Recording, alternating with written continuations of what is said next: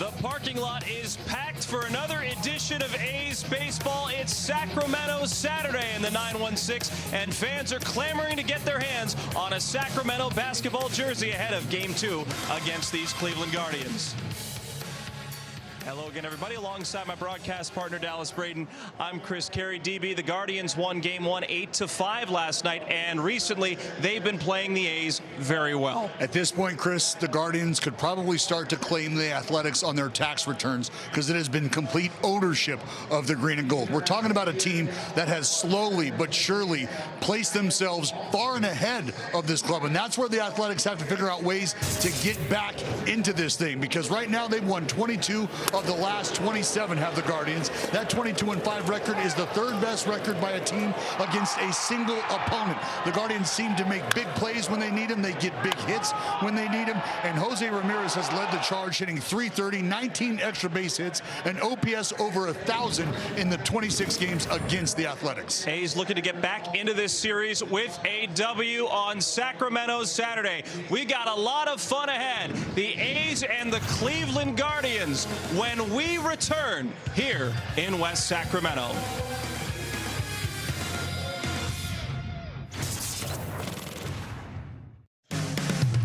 A's Baseball is brought to you by Toyota. Class-leading MPG and more hybrid models than any other brand. Toyota, let's go places.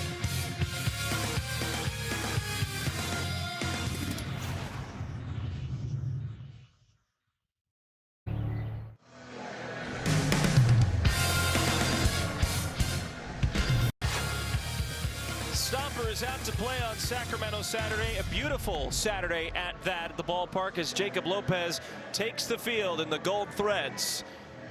And today's game time weather is brought to you by Santa Cruz Beach Boardwalk. DB again treated to another nice afternoon for baseball. A little chillier, 66 degrees, some wind action before the game, but it started to slow a bit as we await first pitch here in the 916.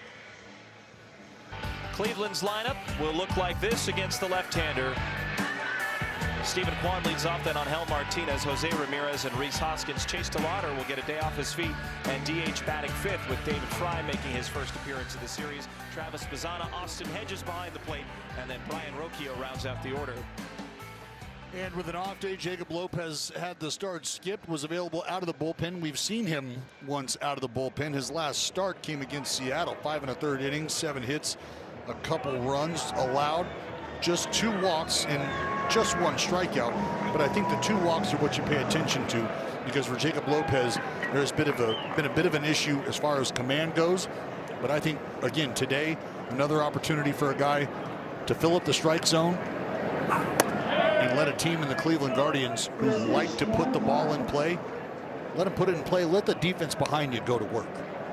Stephen Kwan, who had 2 hits last night, is on a 3-game hitting streak, 184 against left-handed pitching. Hernandez is in, and the second pitch of the game is up.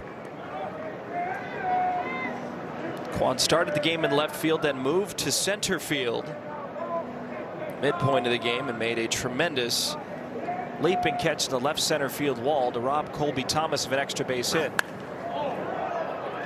This has popped up a mile high, right side of the infield. It's McNeil calling off Kurtz. He'll make the catch. Rest of the defense looks like this today. Let's start in the outfield, shall we? Soderstrom in left, Butler in center, Cortez in right. Hernandez and Kurtz on the corners, Wilson and McNeil up the middle, and then Langoliers behind the plate for Jacob Lopez. There's a skipper, Arcadze, pitching coach to his right. Your left at home, Scott Emerson. Just going over today's game plan.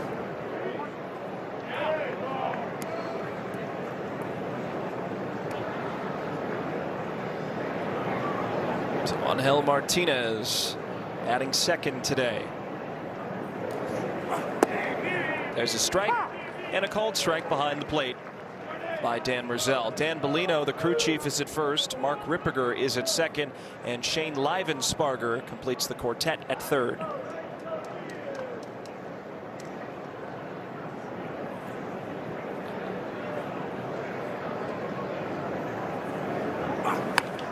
one. Fly ball to left. Soderstrom moving over, and he'll make the catch, running in front of the line.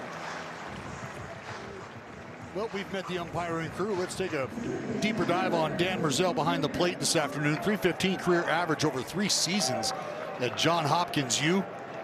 Oh, Dan Merzell can rake, huh? Swing it, Danny. I see you working. Calls a hitter strike zone. Tight on the corners. Don't love that. Been overturned on 11 of 22 challenges. Chris, if I'm doing the math correctly, it's about 50%. Is that right? No, it is 50%. You were right on the money. How about that? Pretty good. Huh? Don't know if that's enough to get you into Johns Hopkins and be a Blue Jay, but No. keep working toward that. Well, if I hit 315, like old Merzell did, might have a spot. Johns Hopkins in Baltimore, Maryland. That's where the A's will go 2 series from now. Our East Coast road trip after the conclusion of tomorrow's game against Cleveland.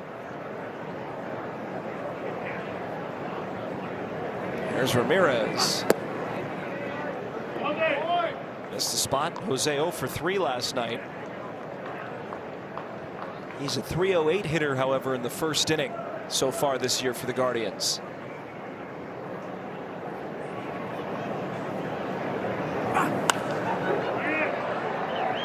Watching Jose Ramirez take ground balls this morning, and he might be one of my top 5 favorite to watch go about it pregame, just because of the energy level with which he approaches his early work, his routine. He was rather frustrated with himself a couple different times because he wasn't executing the way that he would like. Something I took away from it, though, was just a reminder of how quick on his feet, how agile he is. 2-2. Hit in the air to right. Cortez comes in and makes the catch. 1-2-3 inning for Jacob Lopez. That a way to start. A's bats come up next. Over to his A's lineup here in the bottom of the first with no score. Kurtz leads off, then it's Langeliers and Soderstrom. Rooker, the DH, bats fourth. Cortez, the number 5 hitter.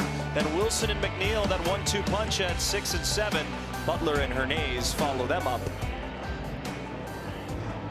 Right-hander on the mound this afternoon. Slade Ciccone, 7th start of the season. I think the numbers will tell you it's been a bit of a mixed bag of results for Ciccone so far this season. What you'll see this afternoon. Up the middle, base hit. And Kurtz wastes no time. A first pitch single. Hopefully there's a lot more of that, Chris, but we'll get into the pitch mix here in just a minute. Start with the defense behind Ciccone. In the outfield, Martinez in left, the 4-time Gold Glover Kwan in center, Fry in right. Then Ramirez and Hoskins on the corners, Rocchio and Bazana up the middle, Nostin Hedges. The steady backstop behind the plate for Slade Ciccone, the former competitive balance pick out of the University of Miami. Was taken to the 2020 draft by Arizona. Green and gold have come out hacking this afternoon. This is an A's team that had 9 hits, but did leave 10 on base last night in the 8-5 loss. Shea gets underneath at foul. He's on a 6-game hitting streak. Look at that number since the 2025 All-Star break.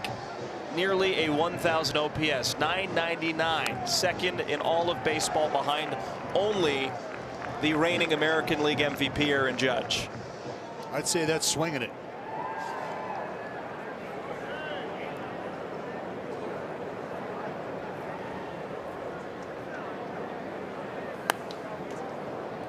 I was talking to a few of the Guardians pitchers this morning, and that was who they talked about was, my God, this backstop is banging, huh? Said, yeah, he just raked the other day, 3 doubles. And you can see the variety that Langeliers brings to the table. 0-2, high fly ball, left center field, bearing a rag for Langeliers.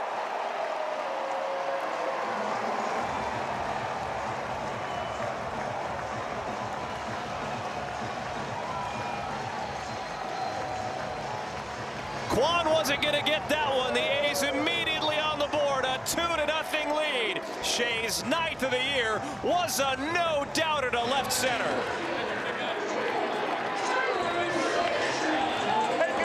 You hang, we bang them.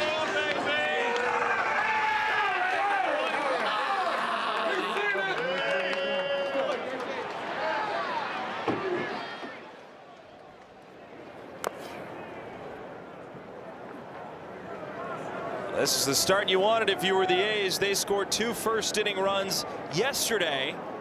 Thanks to a 2-run home run from Rooker, they do so again today. And when the A's have been able to score first, typically good things have happened at the end of the game. You just want this early outburst to stand up, right? And that's where you want to see the offense continue to apply pressure. 8-5 when the Athletics score first. Coney with a little bit of a quick pitch there. You go back to April 15th.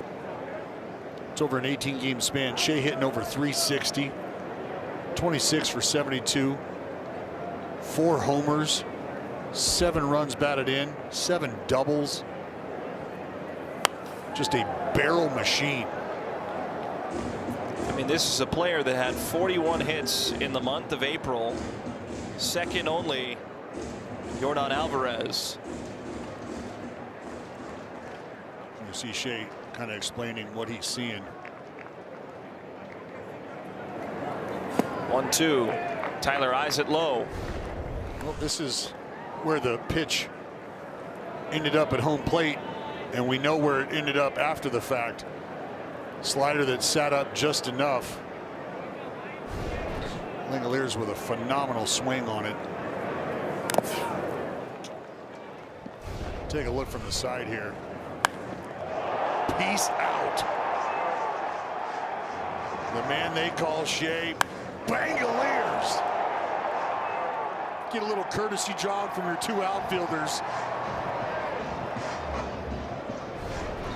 I mean, you almost put that through the windshield of the ambulance. That baseball on life support. 2-2. Tyler takes. He's called out on strikes. Was thinking something different. A low cutter does him in for out number 1. And I don't care what Mother Nature has to say about it. That ball was going to be out of here either way. Got a little help. You can see from left to right the impact that the wind is having on the baseball this afternoon. 17 feet out to that alley. Broken bat. That's going to drop into center field. Rooker another hit. Well, we had hoped that last night was a sign of things to come from Brent Rooker. This here just a cutter that sits up. And really, again, just kind of spinning in the middle. That slider that Langoliers hammered did a little bit of the same.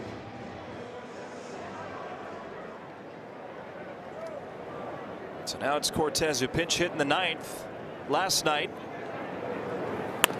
And he'll bounce it to short. Gathering and stepping on the bag is the shortstop Rocchio. He'll fire over to first. 6-3 on the double play. But Shea Langoliers hits his 9th home run of the year. Bang. 2-0. The A's lead through 1.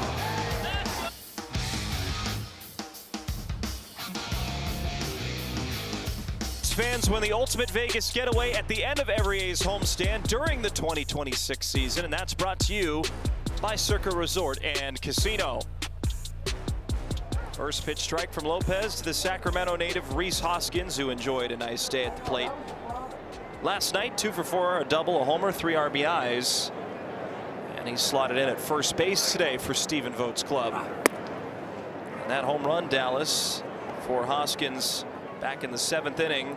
By my calculation, was his first home run in Sacramento since May the 25th of 2014, when he was playing for Sacramento State at home against Utah Valley. He had a 2-homer game. His final 2 homers as a stinger, a hornet. That's right. That's why I call him the Sacktown Stinger.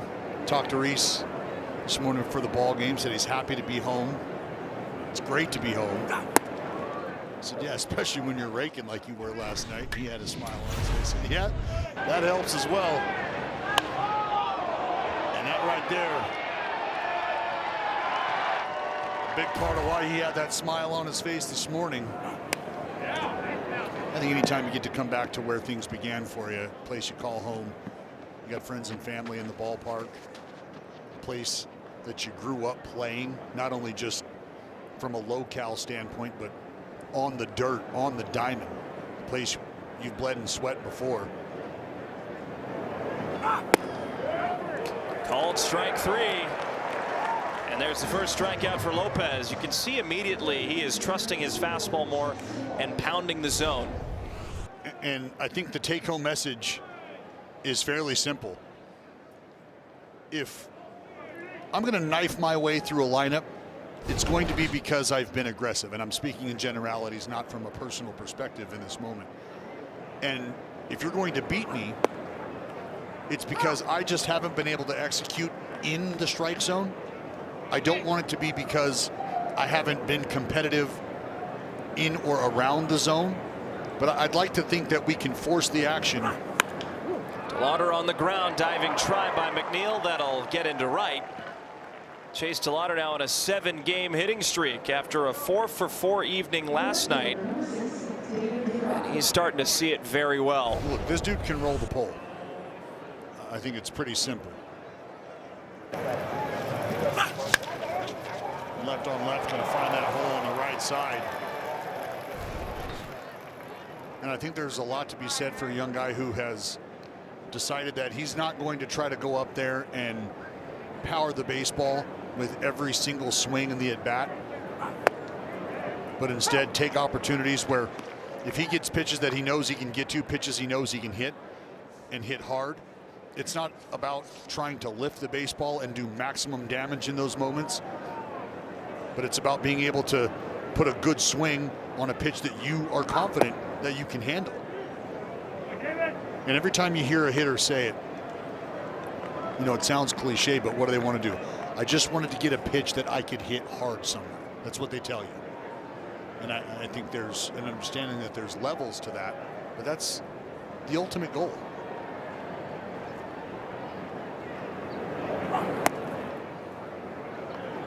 You know, some guys have the innate ability to lift the baseball and hit it hard all over the field.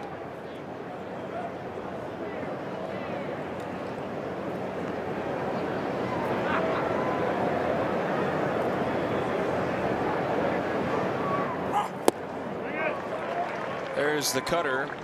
And if you're a hitter facing Jacob Lopez, you look at his numbers, the 3 different variations of the fastball, the 4-seam, the cutter, the sinker. Around 63% of the time he uses one of those 3 versions. You think they have to sit fastball? Oh, there's the 4-seamer. He struck out David Fry. Is that something part of the scouting report when facing a guy like Jacob Lopez is, you know, the fastball, you're going to get a healthy dose? Well, I think most hitters will tell you is Lopez gets a chase here with some arm side run on that 4-seamer. Most hitters will tell you, I just want to stay on the fastball and then I adjust to the mistake in the strike zone. And the idea is that you're geared up for whatever level of velocity that you're dealing with, and then you make the adjust, because that's what hitters do, is they hit the mistakes, right? Well executed pitches, the hitters will come back and tell you, I just didn't get a pitch to hit. And it's because it was painted on the corner, up or down, in or out. And what can serve you well is being ready to hit the fastball. That's just foundational. And for Bazzana right now, a guy who's looking for his first big league hit, as the Bazzana squad is waiting for it as well. That's hit in the air to right, but it will die right before the warning track. No runs off of a hit, no errors, 1 left on base, 2-0 A's. Mobile provider for better coverage and bigger savings with Xfinity Mobile, and get Wi-Fi plus 5G that won't strike out.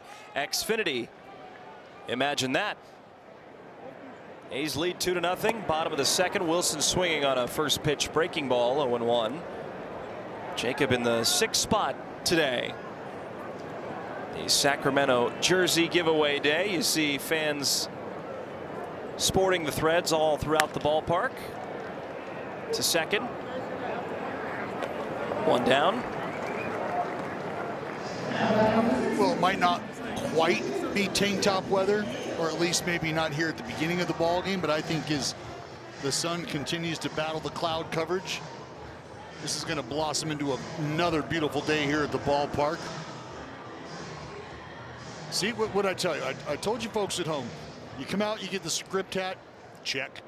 You come out, you get the jersey, check.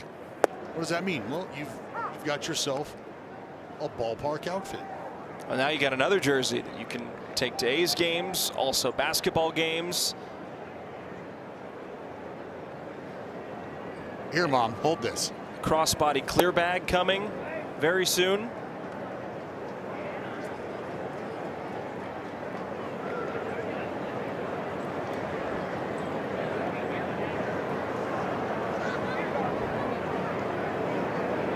Ball and a strike. McNeil takes outside, 2 balls and 1 strike. Jeff's batting .302 over his last 15, has seen the baseball well. You can see 26 straight plate appearances without going down by way of the K. Flies it to left. Caught by Martinez.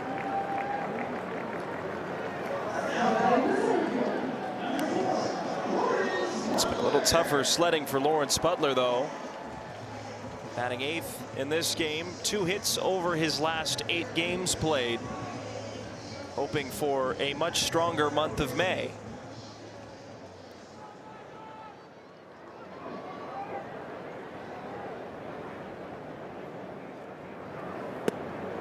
And Lawrence is just one of those guys. When he starts to get ahead of steam and he gets rolling, a tough dude to slow down. I mean, you really see his entire game. Line shot up the middle, a base hit. There you go. Well struck. Stayed on it, and Lawrence is aboard with 2 away. And a simple approach, right? Of course, we just talked about staying on the fastball. And if you can stay on the fastball, then you give yourself the chance to adjust to anything else that might be up in the strike zone. A mistake. That's what he got here. And that ball squared up and sent right back up through the box. But we watch Lawrence, and I think something he's done a great job of this year is some of the offensive struggles he's experienced. He hasn't taken out on the field with him. On a few hops, Ramirez slings to first, and that'll retire the side. A's get a hit, but can't cash in. Still lead 2-0.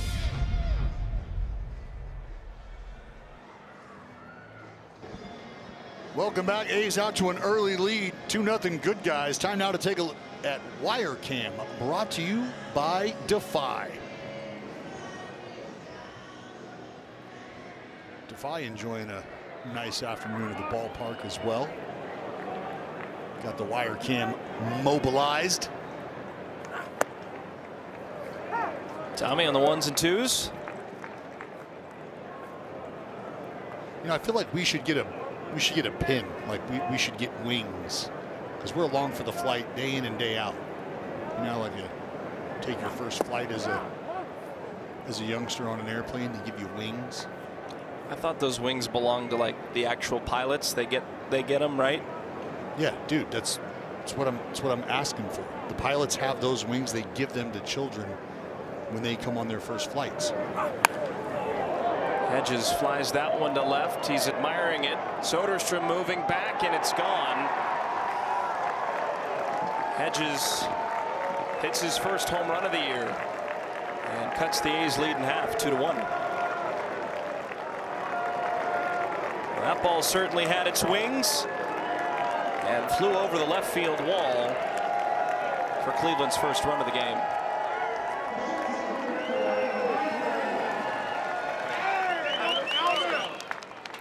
Well, Hedges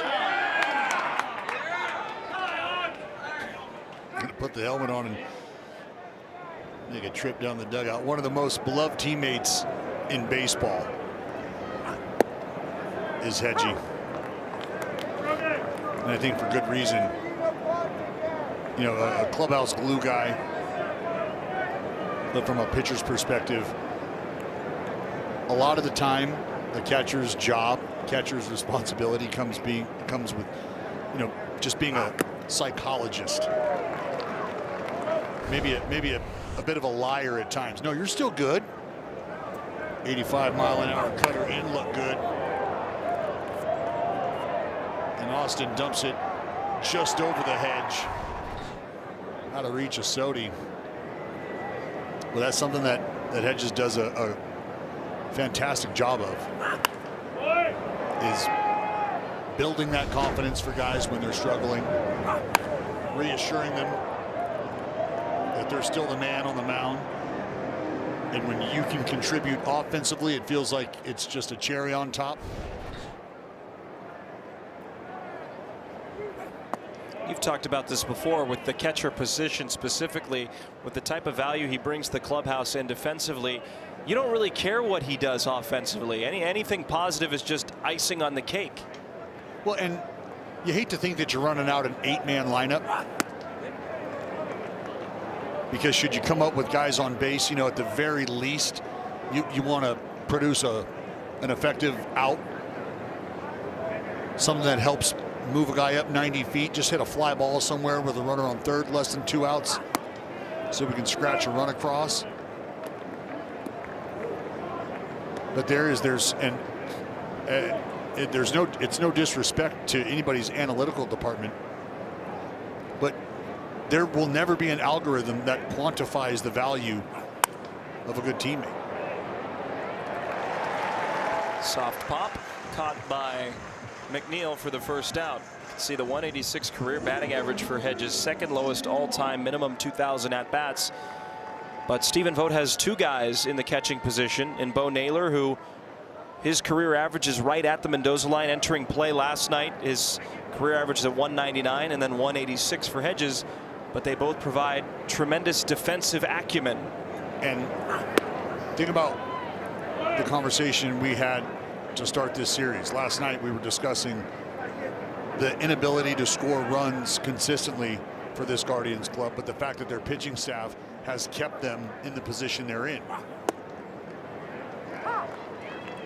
And so you take the preparation from Carl Willis, the preparation from Naylor and Hedges, you put all that together and you feel like you've got a good brain trust in terms of how we're going to get outs. And so, sure, however you can scratch runs across, you'd like to think that that's going to just add support to what you're getting from the pitching side of things. Look at that, seeking first 3-game win streak this season. It has been up and down for Cleveland to start the year. They've managed to tread water at 17 and 16. Well, that's the thing, is if you have still yet to put 3 wins together and you find yourself at the top of the division, I mean, I think that can be an indictment on a couple things, right? Maybe the lack of strength in the division, but also the fact that your offense still has not quite got it going to the way you think you can.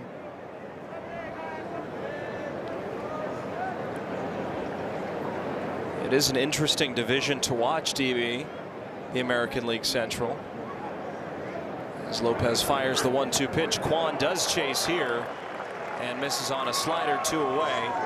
Third strikeout for Jacob Lopez on a good pitch. And a good job by Stephen Kwan and Langoliers to just continue to see if they can't stretch that strike zone. They didn't. They were able to take Stephen Kwan for a walk. The way the year started in the AL Central, you know, Detroit a juggernaut, expected to be with their pitching staff. Minnesota's played fairly well. The White Sox have looked very good recently.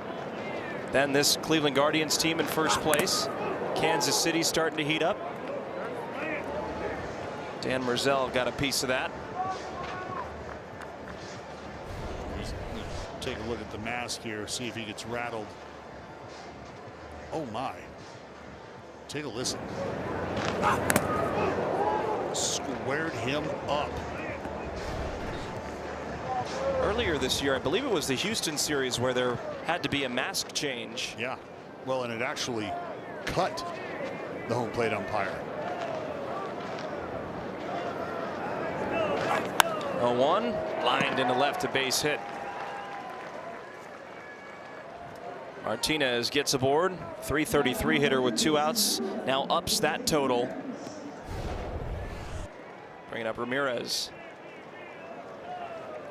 You can see where Shea was set up and where his glove started to head. That was back towards the middle of the strike zone. Ball down. And that's the idea, is if you're going to miss, you like to miss down. Tough to hit a homer on the ground. In the air to right. Butler calls off Cortez, makes the catch on the run. He loses his cap again. But the Guardians score a run. Top of the order for the A's, up 1. Make the 2026 season your group's best outing yet with A's group tickets. You can bring 10 or more and score special pricing plus exciting group perks all year long. From birthday celebrations to company outings, every moment feels bigger with the A's. Reserve your group today at athletics.com/tickets. This group, good looking group. Enjoying a little afternoon baseball. Folks down the left field line out there on the perch. It's a great place to take in a ball game. Legacy Club as well. We got the Legacy Club down the left field line. Good food in the Legacy Club. Got the Salon Club down the right field line. 2-1 the score. Kurtz swings and misses. So after that single in the first inning, Kurtz and Ildemaro Vargas tied for the longest active on base streak. How about Ildemaro Vargas this year? What a season he's having. 34 years old, started with the D-backs, became a journeyman, comes back to Arizona and has become a mainstay with his efforts. Well above 300 this year. 2-2. Kurtz goes down on strikes and a low cutter. Time now for the in-shape endorphin player. Looking for that feel-good, look no further. Bangalier's got you covered. 2-run bomb back in the first to put the good guys on the board. Langoliers has been chock full of those good vibes as of late. Hit in the air.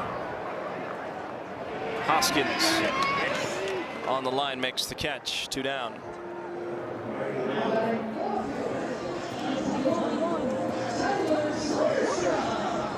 Chris, I told you 2 batters in. It looks like this Athletics lineup is going to be aggressive coming into this inning. 18 of the 23 pitches that Ciccone had thrown were swung on.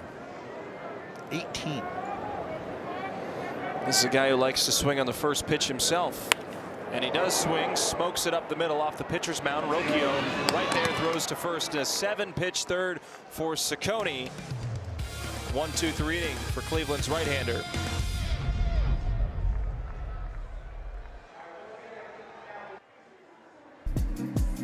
As a game 7, and we have one tonight. Joel Embiid and the Sixers take on Jaylen Brown and the Celtics in a win-or-go-home showdown.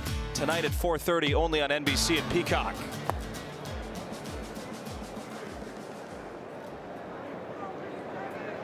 Now it's 2-1 here, top of the 4th inning. Rhys Hoskins, you see a Kings jersey, or jersey there. Kings not in the playoffs this year, DB, but they do routinely get voted as the #1 venue in the NBA. The Golden One Center right downtown in Sacramento.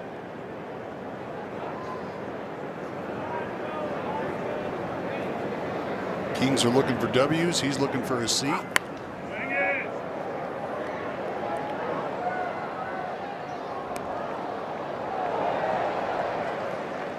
Super close in proximity to the ballpark in West Sacramento.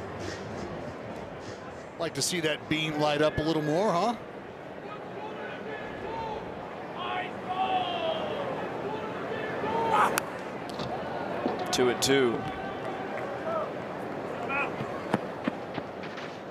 I mean, it's another great crowd here today and a May afternoon, Saturday. They pack it up at the Golden One Center for a Kings team that hasn't made the playoffs in a number of years. And A's fans are out aplenty again for Sacramento Saturday.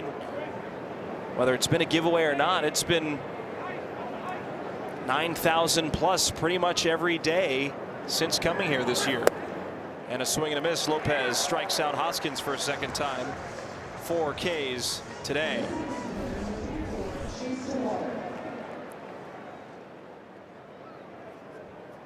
This little cutter up top, just enough of a wrinkle in it, combined with enough velocity, he's able to beat Rhys Hoskins not only with the movement but with the location, slightly elevated. But Chris, I think when you're talking about with the Kings, what that is, you got to tip your cap to the fans, right? Win or lose, they've showed that they will come out and they will support, and that's why I think they deserve, and they feel like they deserve a winning product. I think that goes for every fan base. The previous pitch was called a ball. Looks like the we're going to have an challenged. ABS challenge here. ABS is powered by T-Mobile, and it just misses. The ball. The Athletics have 1 remaining challenge. 1/10 of an inch. That was the difference. 2-ball, no strike count for DeLauder, who is 5 for 5 on this series after a second inning single earlier this game. It's a called strike, 2-1.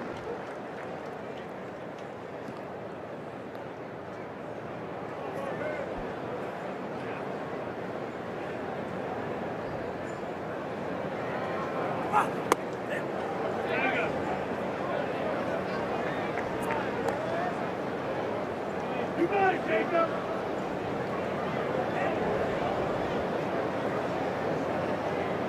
.55 pitches for Lopez, with 1 out in the 4th. He'll walk DeLauder. That's the first walk issued by Lopez. Well, had a hit back in the second and just basically parlayed his evening into this afternoon. It was a 4-hit night for the left-hander. See him just spraying the yard like a sprinkler. That's 6 straight plate appearances that have resulted with him on base.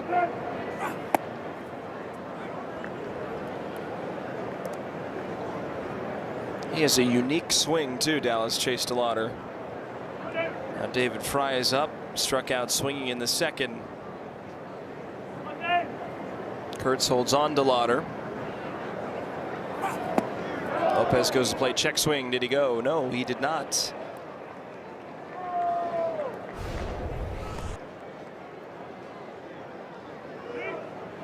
Oh, oh my. I beg to differ.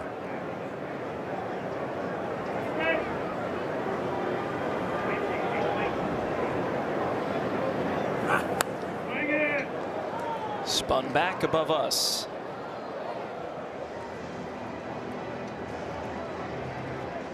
Well, one thing that happened for Ciccone in the bottom of third, 7-pitch third inning. Don't want him to get settled in if you're the A's. After he surrendered 2 runs in the first. 2-1 pitch. That is just foul. Would have been trouble and likely would have scored DeLauder from first base.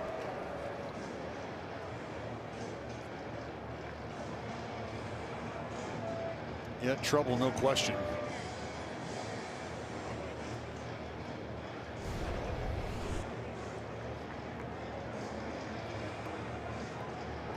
Very close.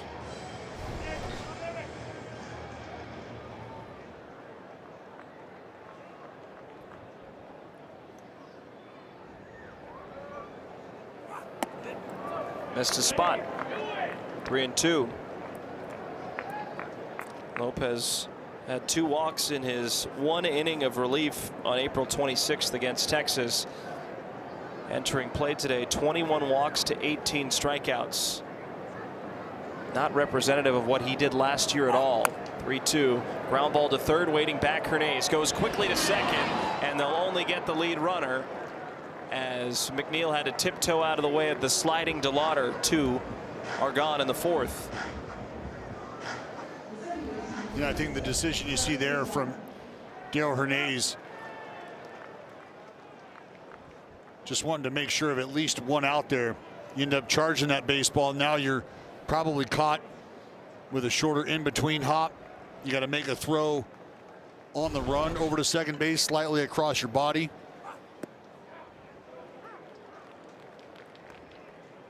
So I think Darell making the wise decision to just make sure they get at least one out, that out being the lead runner.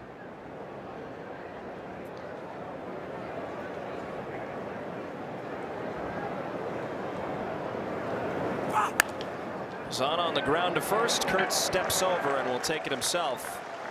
Another scoreless inning for Jacob Lopez. Brent Rooker leads off with the A's up 1. Today we're proud to recognize the Boys and Girls Club of Placer County.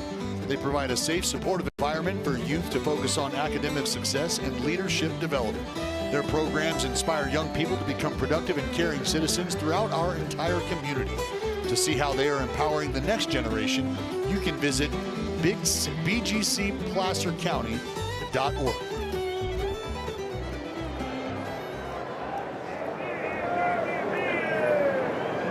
So that's bgcplacercounty.org. Rooker up the middle, another hit.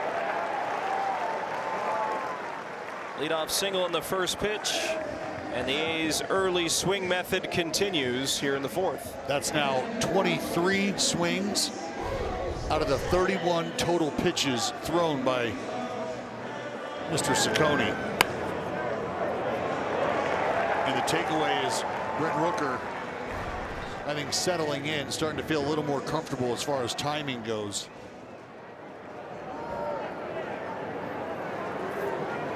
Here's Carlos Cortez, who grounded into his 6-3 double play his last time up. That ended the 2-run first for the A's. Good to see Rooker back-to-back games, back-to-back multi-hit efforts. Once he gets hot, this team kicks it into another level. And the fact that you have Brent Rooker starting to see the ball, and you have the man in Carlos Cortez hitting behind him, who I think alleviated a lot of anxiety initially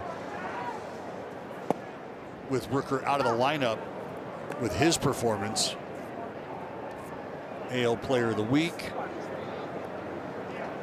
I mean, there's so much to love and enjoy about what Cortez has brought to the table, but to think that you have both these guys now in the lineup together seeing the ball the way they have.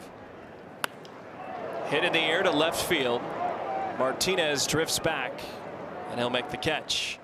Now let's hear a word from our friends at the Sacramento airport.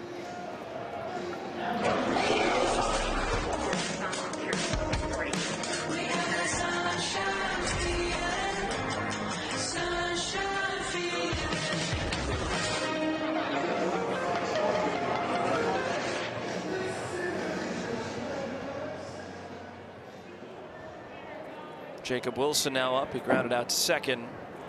Back in the second. Takes one up and in. 1 ball and no strikes. We'll be flying out of that Sacramento airport in a day's time.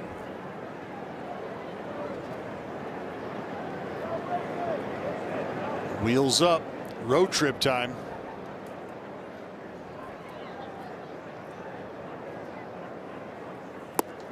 Snap throw to first. Rooker back in safely.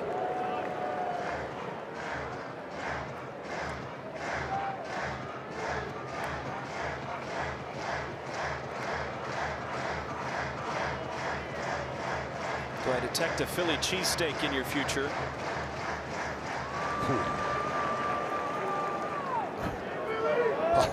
Possibly a couple. 1-1 fouled away. Well, this upcoming schedule is brought to you by Service Champions. The city of brotherly love. then Baltimore, then back at home against the Cardinals and the Giants. That off day Monday, maybe you'll get to try Pats and Geno's all at once in Philly. I think a lot of people will tell you, like, Pats and Geno's novelty. I mean, not taking anything away from the establishments. Tapped back to the pitcher, Ciccone gloves. He trips for a second. He won't have a play at first. Wilson, a hard 90 up the line. He has an infield single. Well, look, Ciccone is not a little fellow by any means. So he's able to get down the mound, but you see the finish off to the first base side. Reaches down, and as he gloves this baseball, just a bit of a stumble there. Can't quite gather himself in time. I think wisely puts it in his hip pocket instead of throwing that baseball off balance, possibly up the line. That'll go for a knock if you're scoring at home. And McNeil, who has a runner in scoring position now, is up for a second time. First pitch, he swings foul up the first base side. So if it's not Pats or Geno's, where do you go? I mean, it's not like I have an alternative. I heard the visiting clubhouse cheesesteaks are special. Excellent. Special. And I'm trying to think of who in the clubhouse right now might be able to contend, because I mean, you know, there's a league-wide contest going. Who'd be able to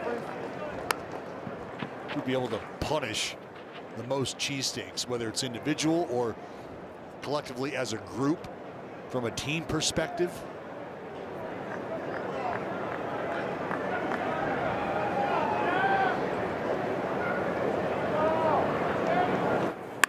Two grounded the other way into left for a base hit. Crosby giving Rooker the windmill home. Martinez's throw to the plate is in time. Rooker said, "Take a look." Yeah, Rooker just said he didn't tag me, and he got up and said it very quickly and emphatically. Said, no, he didn't tag me. Rook getting there quickly to have the conversation with the skipper. We'll start with the professional approach from Jeff McNeil, who's able to punch the hole on the left side. They indeed are going to take a look as we take a look. Just never got there. The ruling on the field is the runner was called out. The Athletics have challenged. The previous play is under review. And you attribute this to the sell job from Hedges as he swipes through essentially what is midair. This will be your look here. Yeah, he didn't get him. Nothing doing. And you see Hedges sell it. Dan Merzel was buying, but Brent Rooker said, didn't even touch me. Hedgie, you telling falsies? But a great job by Rook, because not only do you have to get around enough to avoid the swipe tag there from Hedges, you also have to keep yourself within proximity to be able to get that hand on home plate. And he does so. That's a great slide by Brent Rooker. But again, here's going to be your look. And nope, you don't see any jersey swipe. You see nothing. And that's because there was no tag there applied by Austin Hedges. You make a great point. Great slide by Rooker. He also has to choose when to start going to the ground, or else he overruns the bag completely. Zero room for error, and Rooker should be safe. This call should get overturned, but looks like there is clear and conclusive enough evidence to overturn this call. Oh, yeah. And we will hear the verdict right here and now. After review, the ruling on the field is overturned. So a good send by Bobby Crosby, an even better slide by Rooker, and the A's lead by 2 thanks to the RBI single from McNeil, his 8th in green and gold. It's just a great piece of hitting, a professional piece of hitting from Jeff McNeil.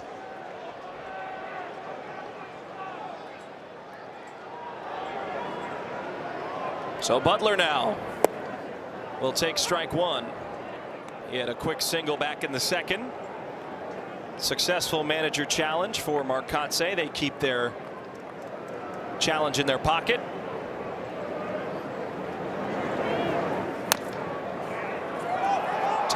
first base line. It goes fair, essentially like a bunt, so it advances both runners 90 feet.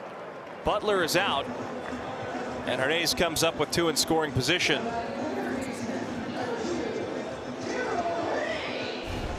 Thought it might have hit him, but it stayed true. Well, it hits right in that batter's box.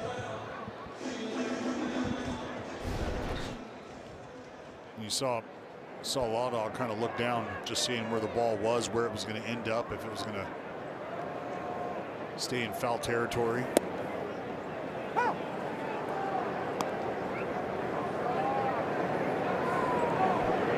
Strike 1 to Darrell.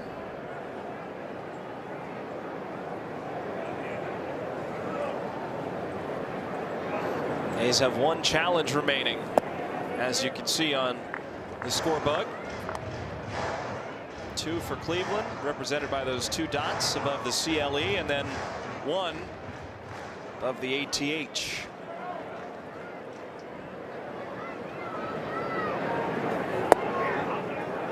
Strike 2.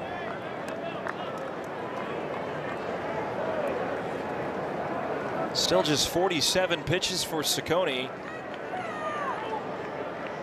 due to a lot of first pitch swings. The A's lead 3-1.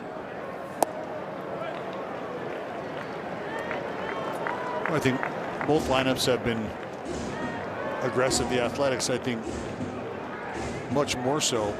But this is what happens when you fill up the strike zone. You're going to get action. Punched into shallow right. In comes Fry, and he'll make the catch. And that'll retire the side. But the A's score a run off of 3 hits. McNeil makes it a 3-1 game. Let's all play ball, huh? Don't miss Play Ball Weekend. That's coming up on June 5th through the 7th, encouraging youth everywhere to get out and play some ball. You can visit playball.org to register for a free event near you today. Oh, yeah. Cotton Candy Crush. The guy who's been selling them has been working hard. I think he may have been sold out before the first pitch. And I think that might be a whole nother grouping of cotton candies, because he said he's going to sell it out before the game starts. Uh-oh. That's a churro. I know a churro when I see it. We talked about this. You got churro girls, they got a churro dad. Stomper plush hat. Here, Mom. Taste test. That's what's called the parent tax, Chris. That is a churro sword.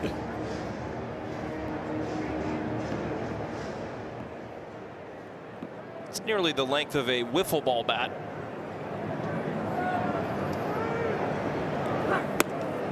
I wouldn't mind churro right now. You could be onto something there, my friend.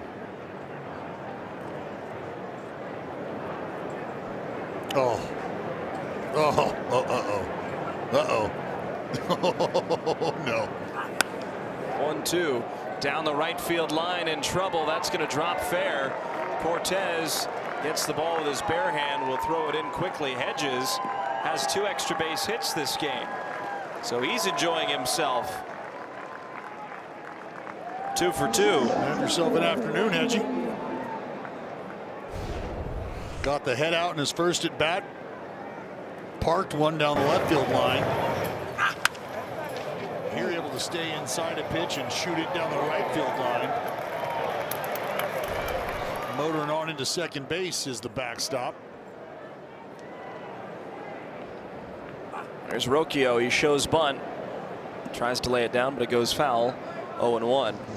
The A's did get a run in the bottom of the 4th inning. Single from Rooker to lead off the inning. Then Cortez flew out. Wilson singled, putting runners on first and second for McNeil, who exploited the gap the infield gave him on the left side. Crosby gave Rooker the green light to try and score, and the throw to the plate was on target. And initially, Rooker was determined to be out, as there's an ABS challenge here from Rocchio. The batter has challenged. I mean, this is borderline. Borderline, I gotta believe.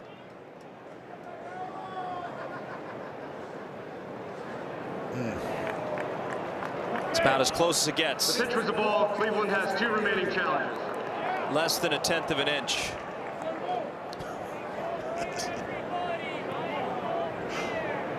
Oh, you're a frayed seam away from being a strike. Hedges dancing off of second, 1-1. Rookie will swing away and miss 1-2. But to complete that thought, Rooker was determined out. And then a manager challenge from Mark Kotze showed that he got around the tag, and there wasn't even a tag applied to his body. Hedges didn't even make contact with Rooker, so call was overturned to make it a 3-1 ball game. 1-2 pitch off of Lopez's glove, and he'll flip to first.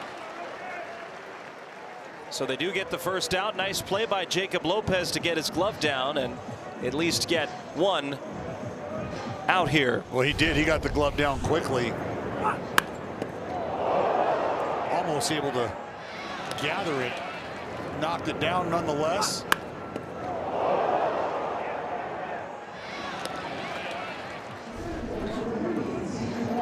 If he had caught that, he might have had a chance at second base with the way that Hedges was moving in between second and third.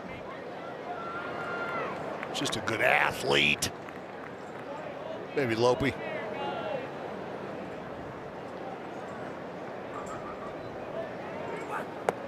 First pitch to Kwan, a healthy dose of sliders. In his last at bat, he struck out on a slider low and away in the third. He's 0 for 2 with a pop out and a strikeout. Hedges on third, the infield a touch in.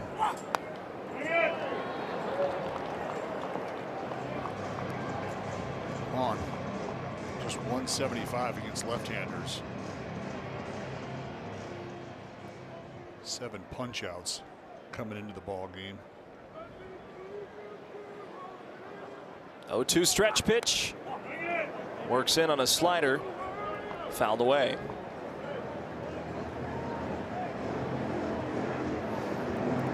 At that 75 pitch mark. Maybe a touch more than you'd like him to be, but right around that area you talk about, 5 and 75. 0-2. Floated into shallow center. That's dropping fast, and it's going to get down. Bring home the second run for Cleveland. A bloop single for Kwan, and now it's 3-2.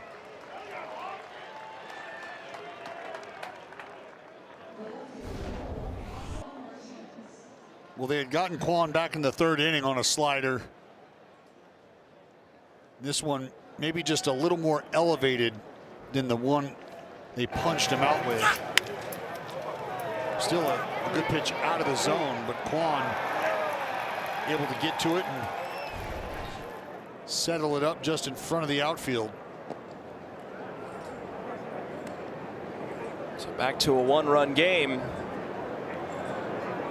And those are the frustrating at bats for a pitcher, because you feel like you've made your pitch, but you just don't have much to show for it. And in fact, the at bat is won, the run gets pushed across.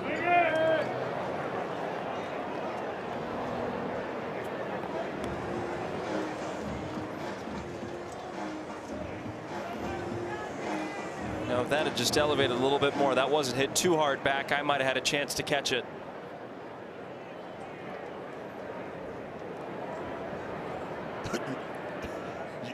You were good. That said, I would have to somehow be able to withstand the shoulder check that you would give me to fight for the baseball. Oh, look, trust me, if we get a ball that comes up here and it's headed anywhere near your direction, I'm here for the entertainment. I'd love to see you tackle that.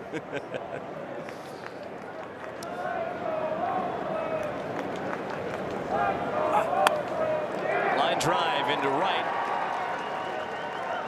Base hit for Martinez, setting up Ramirez. And I know it feels like the Guardians starting to chip away a little, but this is a pitch down, out of the zone, away from Martinez, but much like Stephen Kwan did, just kind of throwing the hands at it, and they're able to find a little success. Scott Emerson out now to meet on the mound, and this meeting on the mound is brought to you by the injury attorneys of Ashton and Price.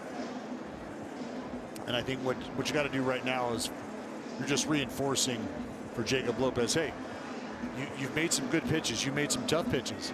And I understand that the offense right now has started to put the bat on it a bit, but it's not like they're hitting it hard and barreling you. I want you to maintain the level of confidence I think we've seen this afternoon. Fill it up, throw strikes. Sure, you got a dangerous guy in Jose Ramirez here, but everybody knows that. Just continue to make your pitches.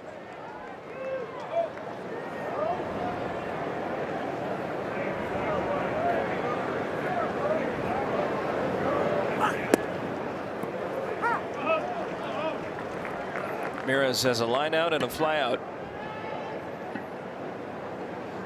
There will be a statue made of him, I believe, outside of Progressive Field when his career is over. No question about that.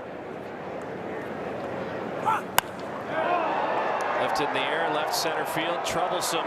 Butler on the move. He goes to a slide. It's off the wall. Kwan scores. Here comes Angel Martinez, and Cleveland has the lead. 4 hits this inning, 3 straight since Kwan came up. 2 RBI double. Ramirez's first hit of the series is one of consequence to the A's. The Guardians have their first lead. We talked about the ownership over the Athletics that the Guardians have possessed. I mean, you see Soderstrom and Butler both giving chase. This double going to split the defense. I mean, hit to a perfect spot.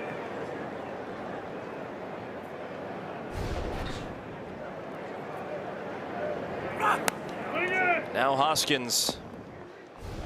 Chris, this is the 27th game for Jose Ramirez against the Athletics. Now 20 extra base hits. And that's what I said before the ball game. It feels like heads up. Throw down to third. And Ramirez is in safely. That's his 300th career stolen base. Was sitting on 299, and there's career number 300.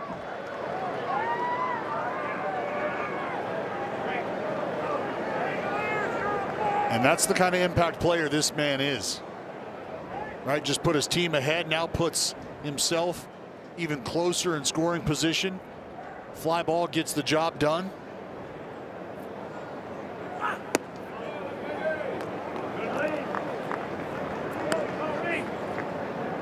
There it is, 13 stolen bases, 2nd in baseball, and that 300 career, 4th among active players.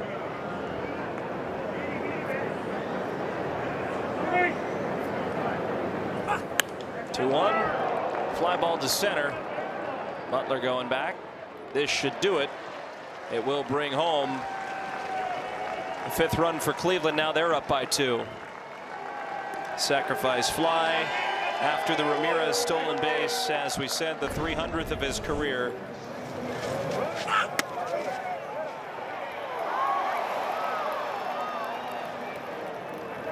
Jose off to the races. In head first. Like he was going to beat it even with a perfect throw.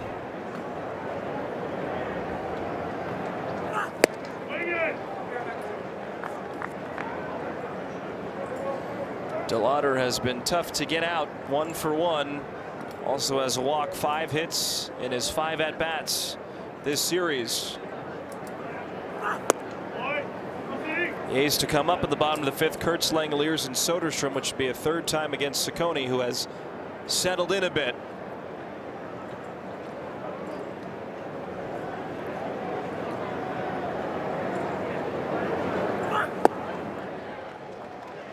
We saw Jose Ramirez and Rhys Hoskins talking there, and I think Ramirez just kind of talking about what he saw on the base path. And hey, look, I just wanted to get over there and give you an opportunity to do what you did, put a ball deep enough into the outfield and give us a chance to create a little more space on the scoreboard, and that's exactly what happened. I mean, what an all-around player Jose Ramirez.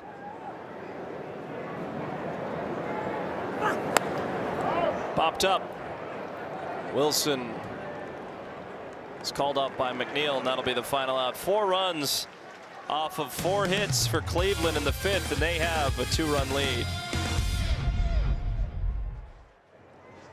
With over 100 new articles posted every week, the go-to source for all your favorite teams is still NBCSportsCalifornia.com. Well, a similar scenario. The A's find themselves down in the middle of the game against the Guardians, who scored 4 runs in the 5th. They had a 3-run 5th yesterday, followed by a 3-run 7th to win 8-5. But it's the top of the order up a 3rd time against Ciccone, who, despite giving up 3 runs, is at 49 pitches, and we're in the 5th inning. He'll contend with Kurtz, who's 1 for 2. Breaking ball, Kurtz is underneath it. First pitch swing, hit well high in the air. Who's going to get it? It's Fry to make the catch. So now Shea. Chris, the Guardians 10-2 when they scored 5 or more runs, and still here just the 5th inning. But something that we have seen from this Athletics team now is the ability to score runs a little earlier than they had to start the season. But what we consistently talk about is wanting to avoid allowing the starting pitcher, once you've posted those early runs, to settle into his outing.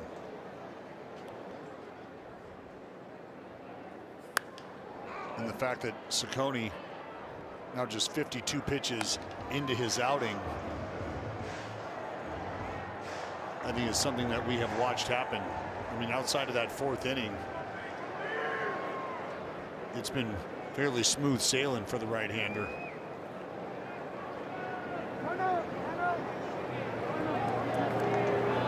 Timer violation on Ciccone.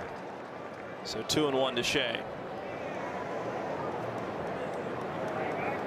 I mentioned it in the open, 22 of the last 27 games these two teams have played have been victories for Cleveland. 2-1. That ball is not coming back. And we got a 1-run game. Absolutely torched. I mean, it's just getting comical at this point, the way he's swinging the baseball bat. A 2-homer game. His 2nd homer. And his 10th of the season. 5-4. And I think Langoliers may be one of the first to ever tap into pre-dad strength. 8th career multi-homer game for the backstop. And if this is what you're getting before fatherhood, folks, look out once the baby arrives. Whew. We know he's up for possible player of the month honors. It's going to be a tight contest to see who gets it, but he's starting off his case for May early. 1-1 to Soderstrom, outside, 2 balls and a strike. Talk about it being a game of momentum. Well, Langoliers took it back with that swing. Oh, 93 inner 3rd, and Langoliers back at it.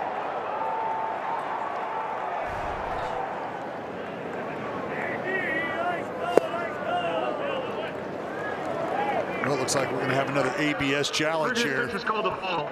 This one may have just clipped the bottom of the strike zone. It was very close. Yep. The pitch was a strike. Cleveland has 2 remaining counts. Hedges all over it. But I mean, look, that's the difference between that and the pitch we saw just about a half inning ago.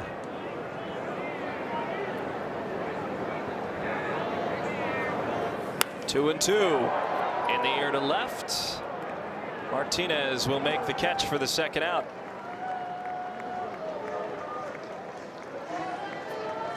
Take a peek at that swing from Shea on the side. I mean, that is poetry in motion. And that baby ain't coming back.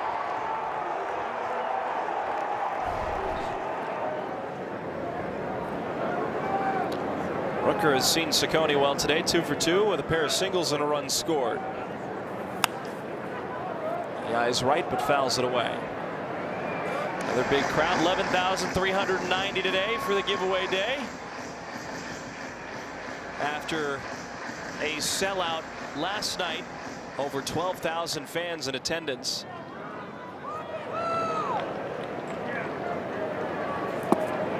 Wave and a miss on a cutter.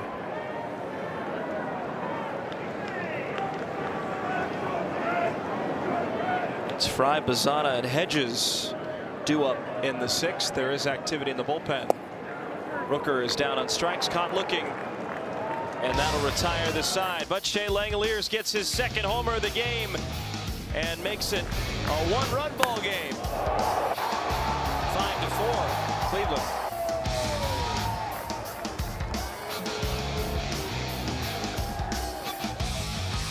Everybody's having fun out on the river. Those seals, sea lions, not certain, but it's a 5-4 game here.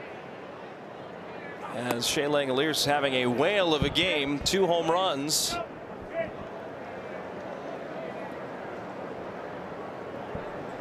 Wonder if you, in your playing days when you were down here, saw a lot of seals or sea lions hanging out. David Fry hits it in the air to left. Soderstrom drifting back, still going. He's going to leap, and David Fry has homered. 6-4, another home run given up.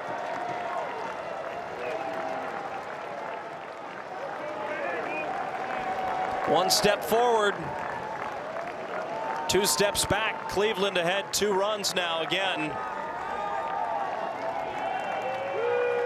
Well, it's just a little tug of war right now offensively between these 2 clubs. Ball up and out. Fry not only able to go up, but get around this ball. And those are the ones that just kind of stick in your side as a pitcher. I mean, sure, it's about 100 miles an hour off the bat, but we showed you the wind effect earlier. And the 2 balls that Langeliers has absolutely stepped on. Didn't need any help, probably out of here in the face of a gale force wind, but that one right there, you take away those that 16 feet of help they're getting from the wind. I don't think those balls go out. Those are outs. And it's just man.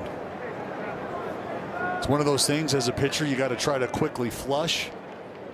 It's a heck of a lot easier for me to say all the way up here. Responds with a strikeout to Bazana. Here comes Marcotte, and he's going to go to the bullpen in a now 6-4 game.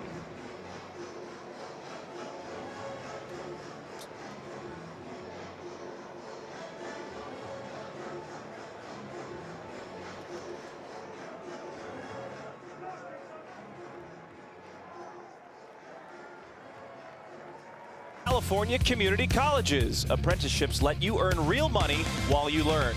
Real skills without the debt. Start now at icangotocollege.com.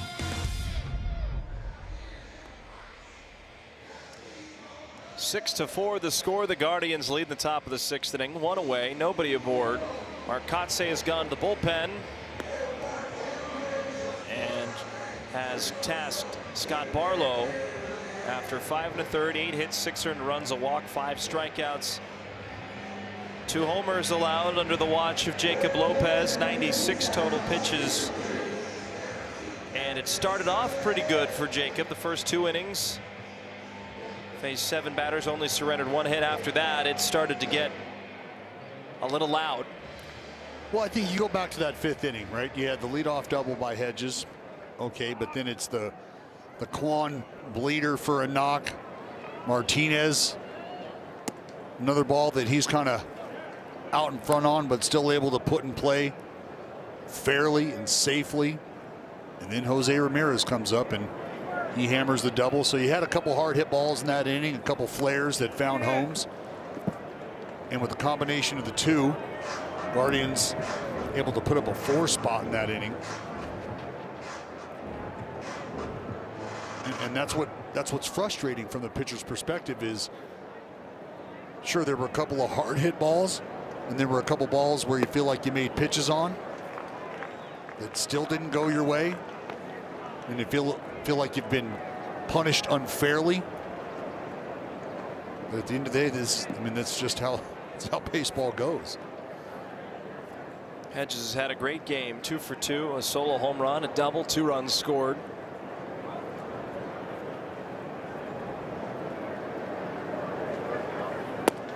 But he'll strike out here on a breaking ball. 2 gone.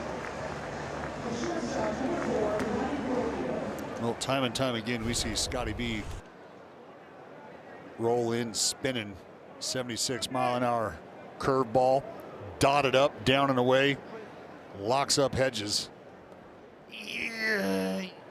Yeah, probably a strike.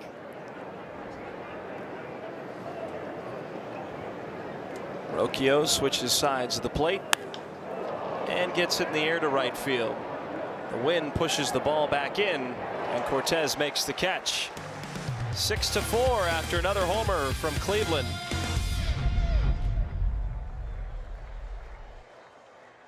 Dynamite with the green and gold at the ballpark. Join us on May 15th as we host the San Francisco Giants to open a 3-game series. Stick around after the final out for our post-game K-pop fireworks show. Make the most of your weekend and kick it off the right way. This is one of those nights you won't want to miss in West Sacramento. Get your tickets now at athletics.com/promotions. You gonna dress up for that? Maybe. Probably. Learn 5 K-pop groups and I might surprise you. Wow. You know one of them. Is that a challenge? You know one of them, at least. I mean, they visited our ballpark last year. Yes, that one. Yep. Friends at NMix. That's right. 1-1 to Cortez. Dropped the bottom out of that curveball. Swings and misses. 6-4 the score. Oh no, BTS for you. Blackpink. I'm more of a BTO guy. Lockman Turner overdrive. Line drive into left. Cortez gets aboard with a leadoff knock.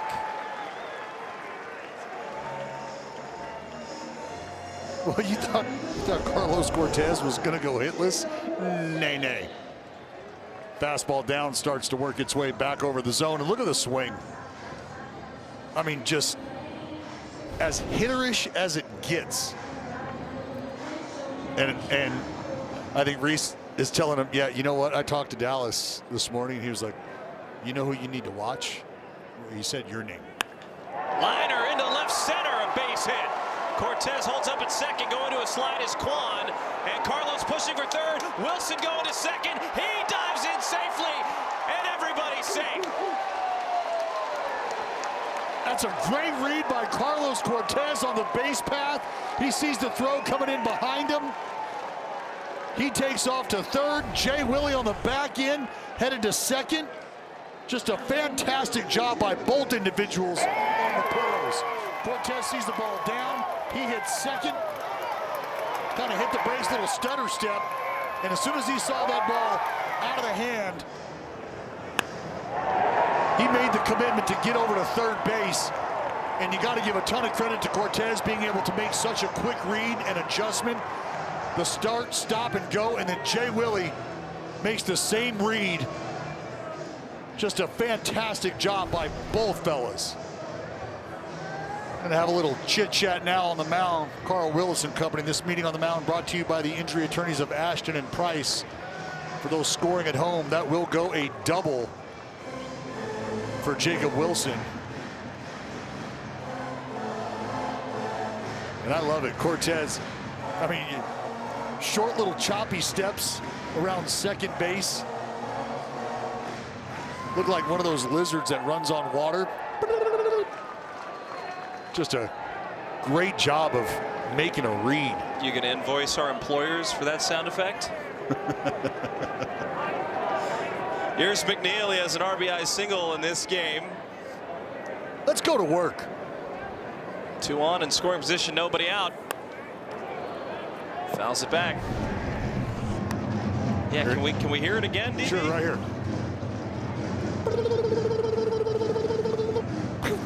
Gone. Didn't get to max speed there, but it did the job. No need. We call that optimum speed. I mean, just like the swing at home plate from Cortez.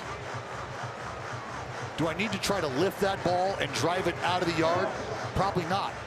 What I need to do is what I can do, which is get the barrel to the baseball, be short to it, let the hands do the work. 0-2.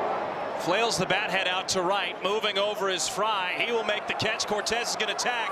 They're throwing to third. Wilson slide. He's in safely. Cortez comes home to score a sacrifice fly for McNeil. And it is 6-5. I mean, you take a look at 6, 7, and 8 in this lineup. Excuse me, 5, 6, 7. These are guys between Cortez, Wilson, and McNeil that have no problem putting the bat on the ball, putting the ball in play.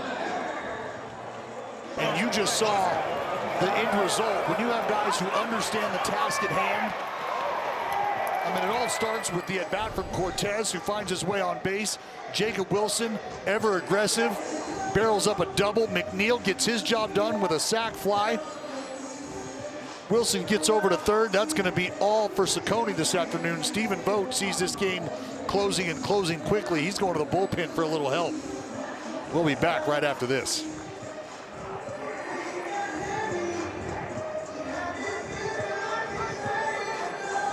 Ball is brought to you by the official Pest Prevention, ridding your space of pests officially.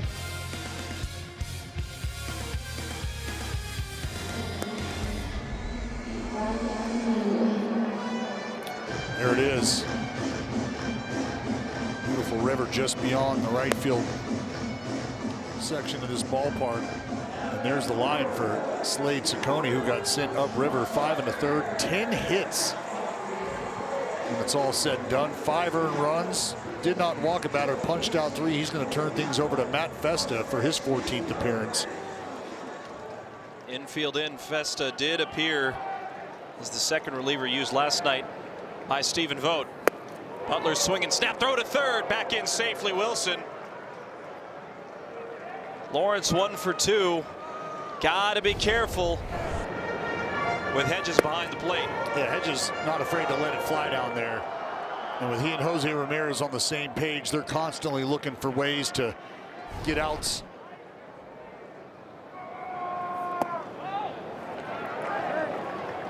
No, he didn't. Stephen Vogt used 6 different relievers last night. That's something to take into account for today's game. Don't know who is available. Festa clearly is, as he is in the game. 1-1, laced foul off the Solon Club rooftop.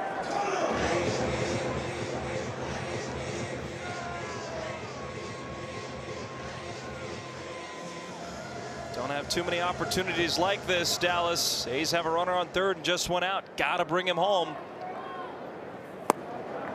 Butler takes up top. Lefties hitting .269 against Festa. Righties .212. Hernandez waits on deck. Yeah, it's a heavy slider 4-seam combo against the left-handers. 3-2. This is where you'd like to see, and look, we talk about 2-strike approaches, and Lawrence Butler has talked about it at times. Just widen out a little bit, try to get the bat on the ball here, make something happen. He won't have anything to swing at. He'll draw a walk and pass the baton to Hernandez, who is 0 for 2 today. That's an element of Lawrence's game. You were touching on it earlier. Is just once he starts getting hot, once he starts seeing the ball well, look out, opposing pitchers. Well, there's as much confidence to be built with a quality at bat that results in a walk as there is putting the barrel on it and shooting one up the gap or over the wall. Middle infield at double play depth. Hernandez is going to show. Tries to lay it down. The infield came crashing in. You thought maybe that was the thought process in the dugout for a squeeze play as Wilson was streaking towards the plate, but he pumped the brakes as Hernandez didn't make contact. See if it's on again. No, he'll swing away and pop it up. Shallow right. Who's going to get it? Bazana makes the catch over his shoulder and throws a dart to the plate. And it's up to Kurtz. And Chris, this has been the moment and moments where teams have tried to avoid Nick Kurtz changing the entire ball game. Bazana doing a nice job of tracking this out into no man's land. Spinning and getting the ball in quickly. See the frustration from Darryl. See what Kurtz decides to do. He's 1 for 3. He'll take high 1-0. Well, how about this? I was informed earlier today that nobody in baseball has ever walked and struck out in 11 straight games. The record had been 9 up until yesterday. Well, Nick Kurtz. Snap throw to first. Butler is out. He gets caught on the base paths again.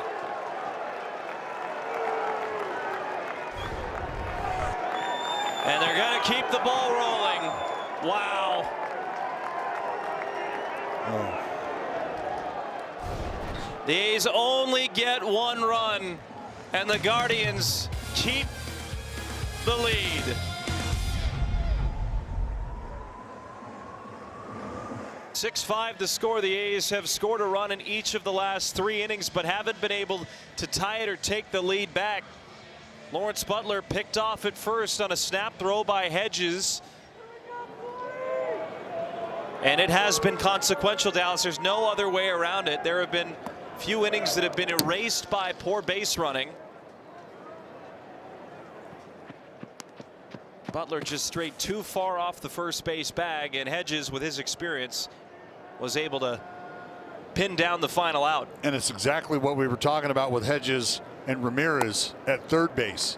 We know that Austin Hedges has his head on a swivel at all times and is looking for just that split second where you lose track, where you've lost concentration. Kwan just got hit.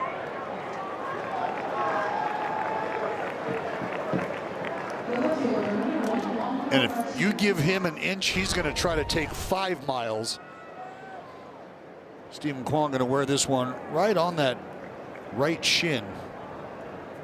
Just a glancing blow. He'll be fine. So Martinez, who's 2 for 3, is up for a 4th time. Kwan has speed off of first.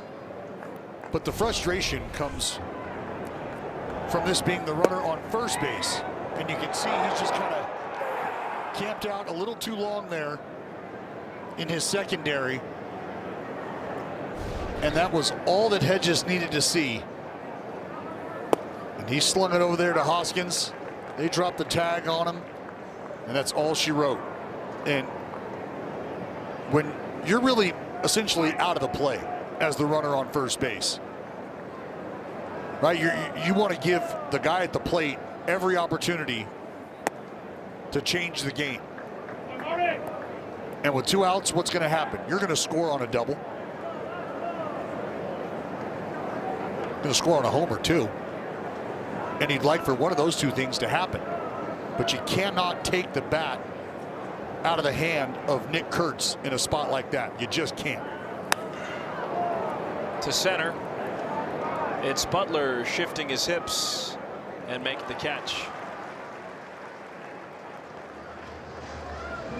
Well, if there is a silver lining, which it's hard to make one out of it, but the bottom of the 7th would feature Kurtz, Langeliers, and Soderstrom.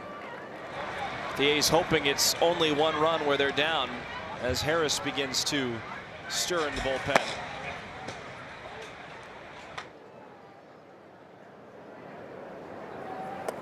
That almost hit Ramirez. He had to hit the deck.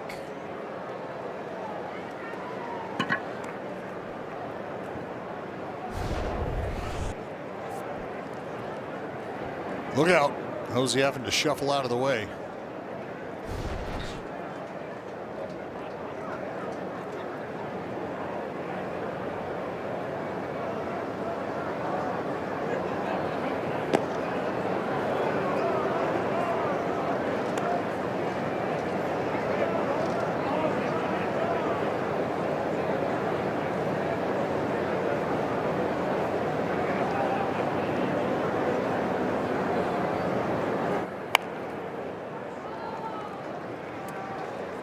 This powerful performance is brought to you by Xfinity.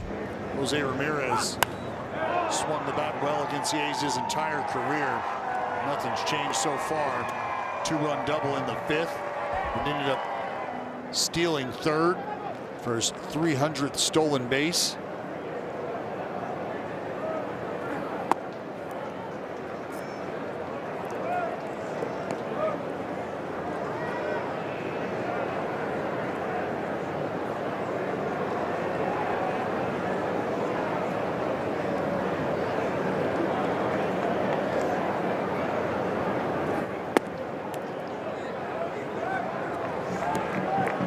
You know, you look back to the 7th inning of last night's game, Dallas. Bases loaded. Nobody out, and they manage only 1 run.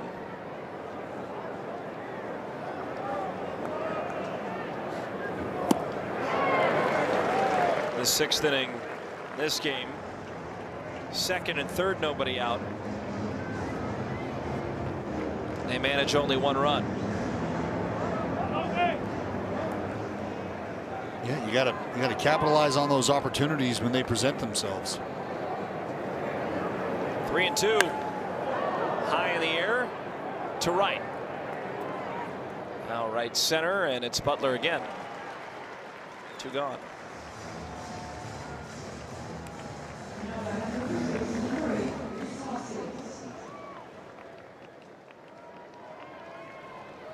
And out comes Scott Emerson. This meeting on the mound is brought to you by the injury attorneys of Ashton and Price.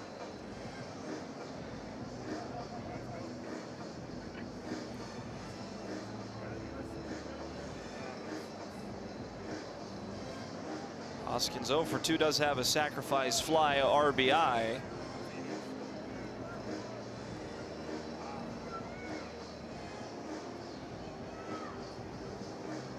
That scored Jose Ramirez from 3rd after his 300th career stolen base.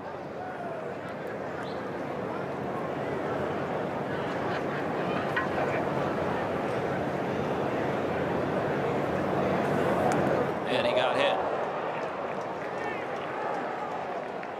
Don't know if Barlow will see the lefty DeLauder.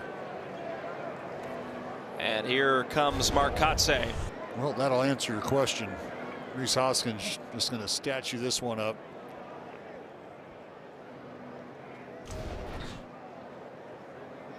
Athletics right now looking to find ways to get outs. Mark Kotsay going to tap the left-hander. It'll be Hogan Harris in the ball game now. We'll be back. Prepare for an action-packed month of baseball in West Sacramento as the A's welcome iconic opponents, including the Yankees, the Giants, and the Cardinals. Experience thrilling divisional battles alongside premier promotional events. With spectacular fireworks and entertainment for all ages, May is the perfect time for family outings. Visit athletics.com/promotions today to claim your tickets.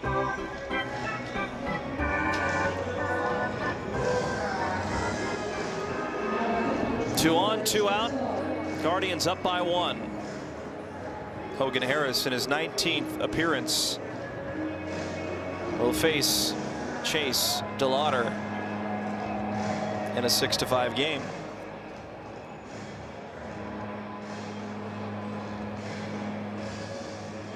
DeLauder has swung the bat well this series. He's also shown some patience.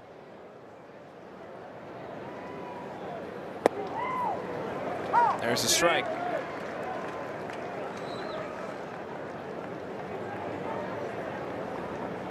Harris went an inning and a 1/3 last night. Gave up 2 hits, no runs, no walks, 2 strikeouts. Ground ball deep in the hole at short, sliding Wilson. He'll have to put it in his pocket. Infield hit for DeLauder. Now the bases are loaded for David Fry, who homered last inning. Well, DeLauder just continues to put the ball in perfect spots. Credit to Jacob Wilson, who's able to get over and get to this baseball, keep it in the infield, save a run. And there's no doubt that ball gets through. Guardians could have another run on the board.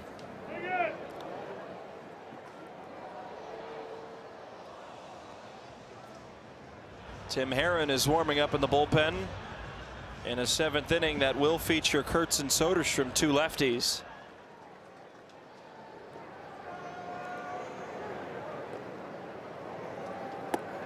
Looping curveball in, 1 ball and a strike.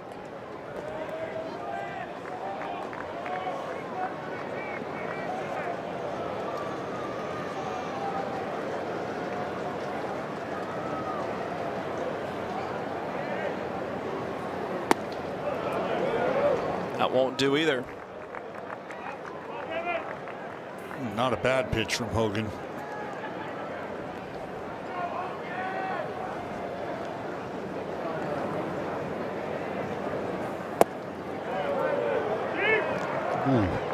He's got nowhere to put him. Got to fire a strike here, or else you walk in the 7th run. The Guardians again get more insurance. And that is exactly what will happen. Harris comes in the game, gives up a hit, and then walks in the 7th run.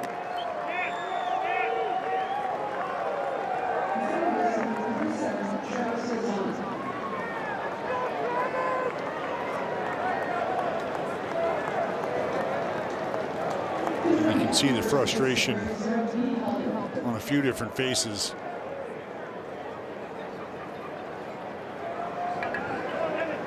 Right now, I feel like this is an opportunity to try to bring this inning to an end.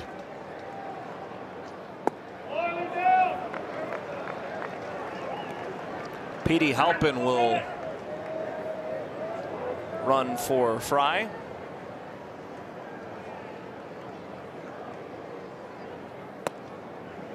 Another miss.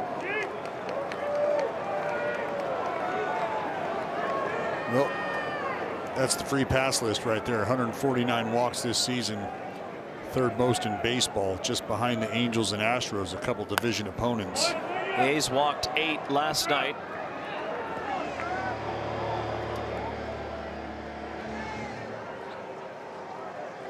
Today they've walked 2.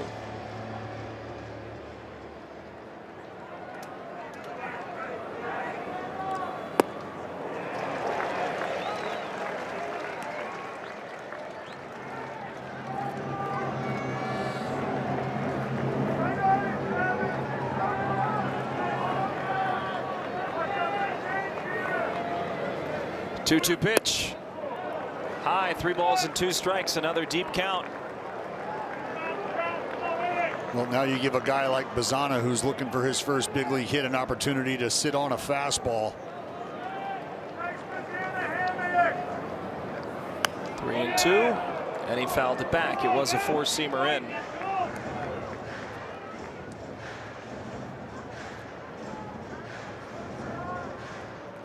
Got the phones out there on the edge of their seat. You got bags juiced. 3-2. Another foul.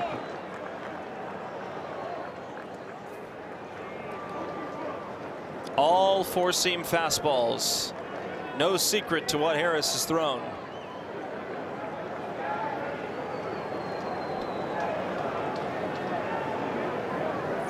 Three and 2, ground ball up the middle, diving try by Wilson. It gets into center field. A run scores. Here comes another. And Bazana's first big league hit is a 2 RBI single. Now the Guardians lead by 4.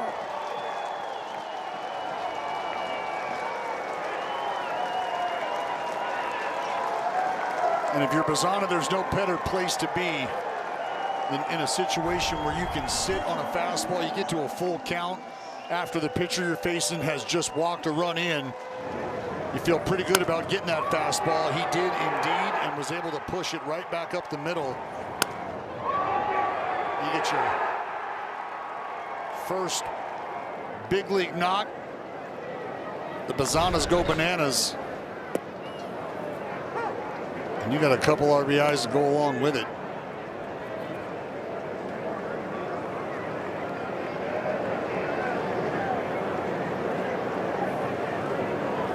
Zana's going to take second without a throw. Cleveland capitalizing on the little things. Things the A's have not been able to achieve today. Base running mistakes, some good defensive plays by the Guardians, playing small ball, drawing walks, working counts, hitting the baseball at a high rate. 10 hits for them, scoring 9 runs. They've scored 17 runs against the A's in this series, and we're not through the 7th yet of game 2.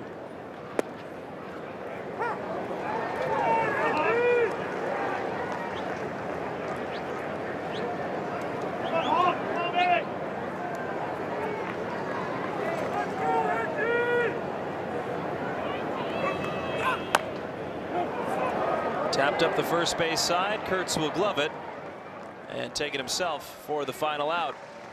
Cleveland scores 3 and lead by 4.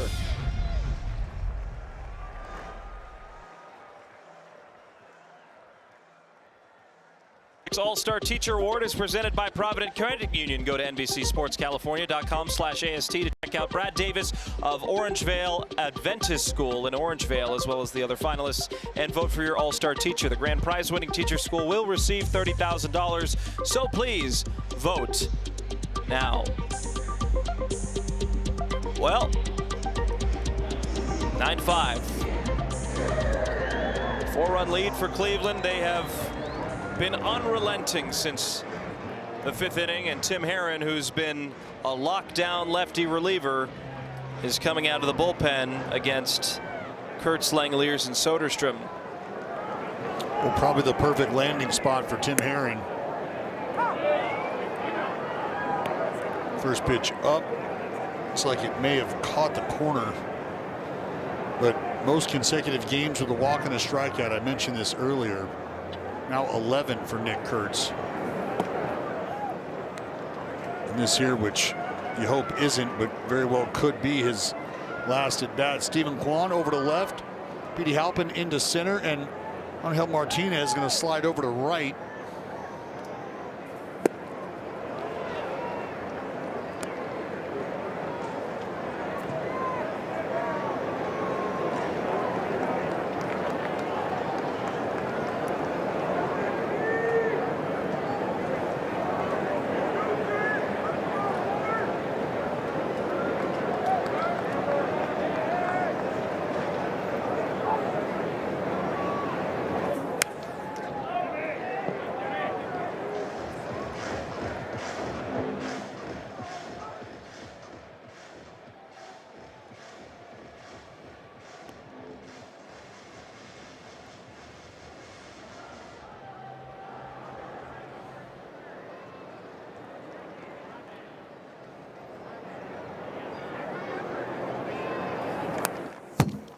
Foul back. Hanging in there. Herron also featured last night. He was the first reliever out of the bullpen. Came into the 5th inning, had a scoreless 5th inning of work. 1-2 pitch, caught looking. Time now for your Ford Play of the Day, brought to you by your California Ford dealers. Shea Langeliers been steady bopping this afternoon. 8th career multi-homer game for Shea. Has provided the majority of the offense for the Athletics.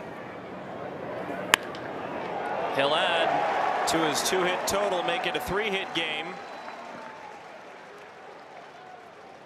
Multi-hit king early this season across all of baseball. Just don't know that you could ask much more of Shea Langeliers.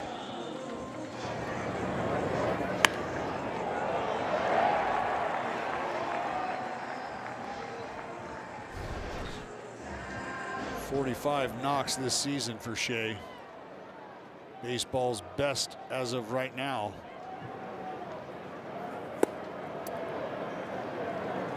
A few catchers on that list, Langeliers and Drake Baldwin. Otto Lopez, what a surprise that's been, Miami.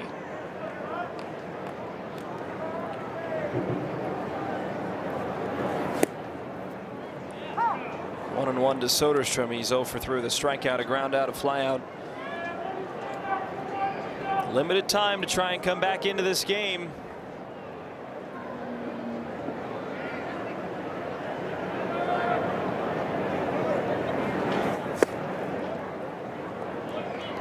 Two balls and a strike.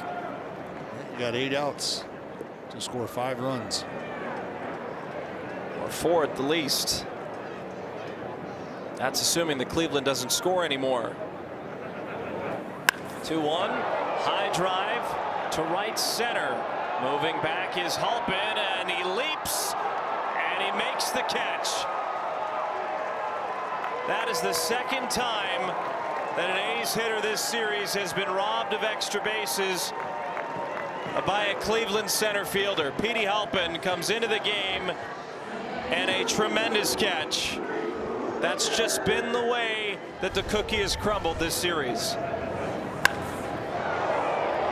Whether it's been the big hit or the big play defensively, the Guardians have seemed to show up at the right time. Petey Halpin bringing this one just off the chain link. See him doing a nice job of measuring up, elevating it just the right time. That's a superb effort from Petey Halpin, who came into the ballgame as a pinch runner and then heads out to center field. You see the boys on the bench appreciate the effort very much, and that's a fantastic play.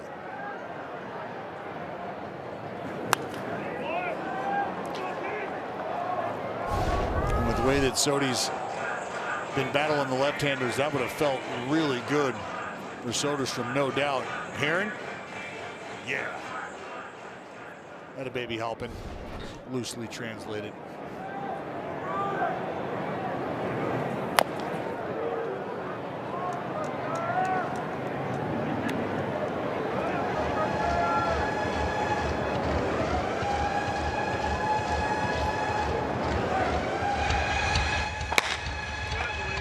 Luis Morales is warming up in the bullpen.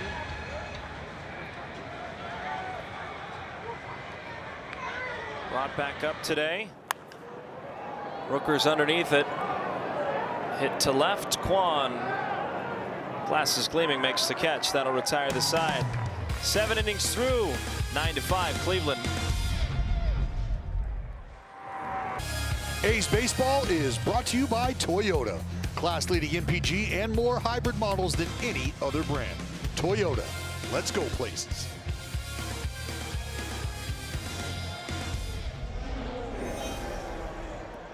(9-5) the score entering the 8th.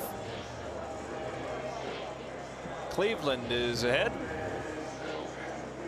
on Sacramento Saturday. A packed house. The crowd's been loud and into it all game long. Here's Luis Morales. Got brought back up from AAA today. Bracing a new role in relief. Look, starter, reliever. At this point, the mindset has to just be, I'm an out getter. I'm a strike thrower.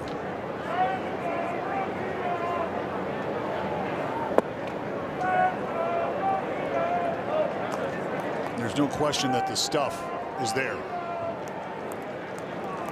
But as you learn very quickly in the big leagues, regardless of your stuff, if you cannot command the baseball, whether you're a 3-pitch pitcher, 4-pitch, I don't care if you have 7 pitches, they eliminate 6 of them and they hunt the heater.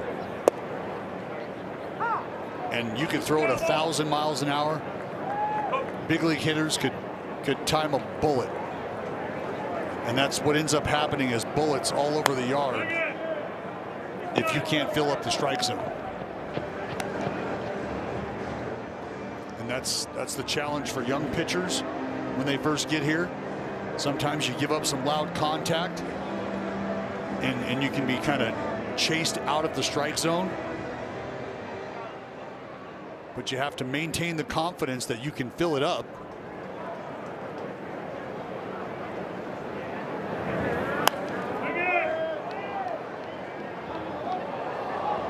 Well, we know pitching is a very hard art, right? You're asking a lot.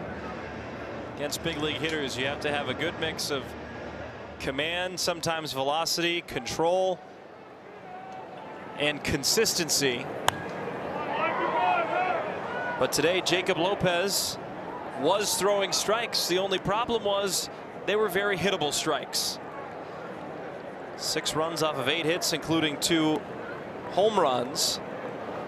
And that kind of continued out of the bullpen. 3-2, Morales walks him.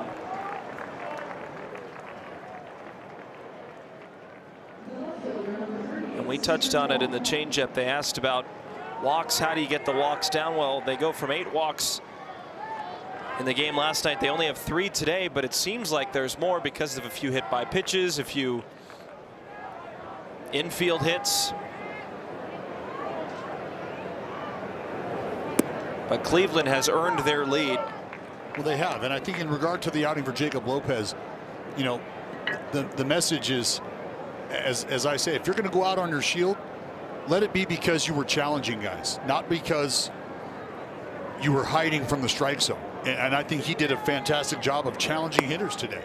And the game of baseball, as we know, there's going to be days where you see balls down the middle and hitters are looking for something else. They take what could be very hittable pitches, and then like we saw today, you make pitches down and out of the strike zone, and they throw the bat at it, and they find grass. I mean, how many times do we see a guy get blown up on the inside part of the plate, broken bat, it bleeds over the second baseman's head, a couple runs can score, and then the very next at bat, he could barrel it up right at the third baseman, and it's an out. Runner's gonna go, throw down is good, but late. Great jump from Rocchio.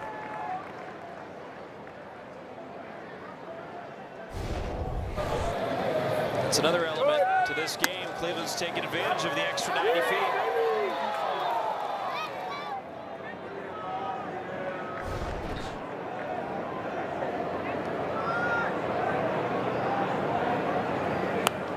I'll tell you right now, with Stephen Vogt in the driver's seat, the foot is never off the gas pedal from either side of the baseball. And we saw Hedges throw down to third behind a runner. We saw him pick Lawrence Butler off. You're watching Rocchio here in the 8th inning with a 4-run lead after working a walk, swipe second.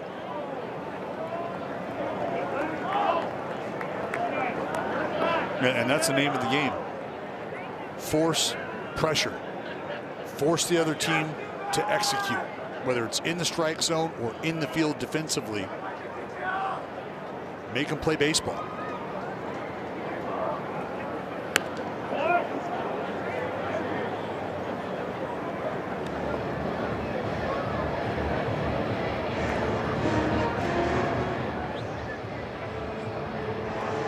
Glance around the league. The Pirates are beating the Reds 15-4 in the top of the 6th inning right now. Astros are ahead of the Red Sox on the road 6-1. Another walk from Morales, 2 in a row. There were some free passes in that Buccos game. Seven walks issued in a row by the Reds pitching staff.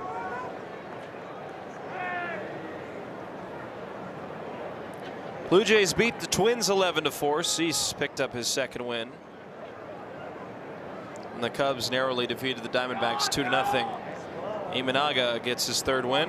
Brown got the save.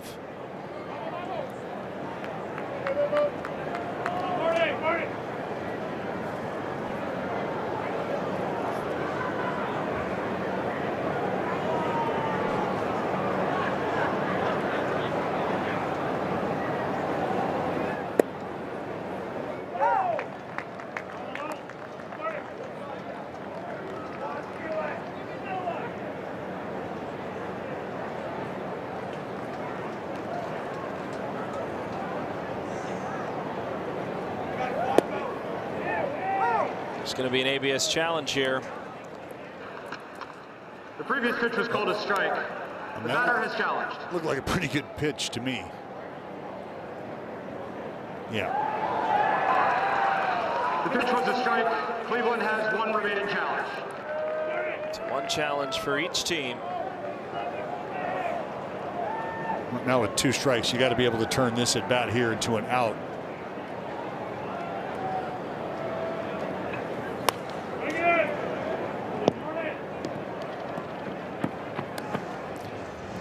For Morales, I would assume this is going to be more of a long relief role for him, a multi-inning effort.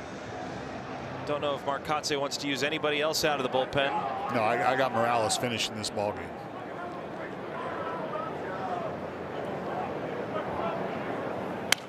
One, two, busted bat flare down the right field line. It goes foul.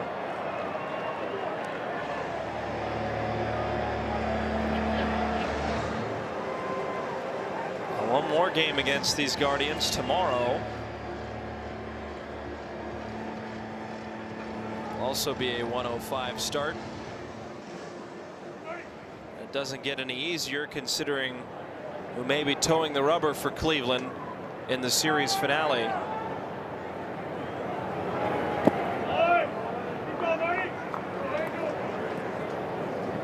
Another tough customer.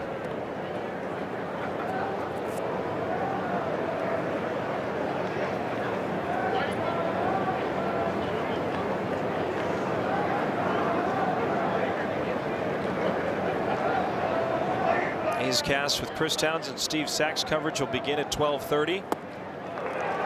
Morales does strike out Martinez for out number 1.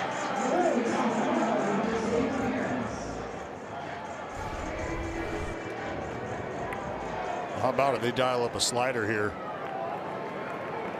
I think Martinez sitting all over a fastball.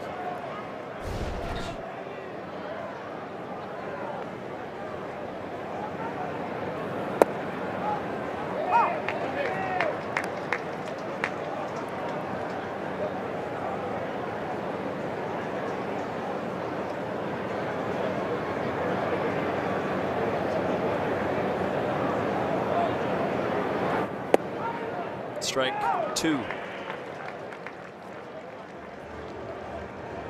Looks like the slider might be the pitch that Morales has the best feel for right now. See Hunter Gaddis loosening up in the bullpen for the Guardians.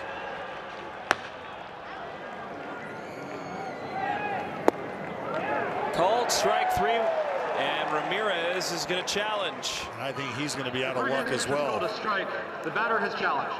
I think with a couple base runners, though, Hosey looking for a little help, and he's not going to get it. The pitch was a strike. Cleveland has lost the ability to challenge for the rest of regulation play. And a backwards approach here from Morales against the veteran Jose Ramirez. A couple sliders to get himself ahead, and then a painted fastball down and away.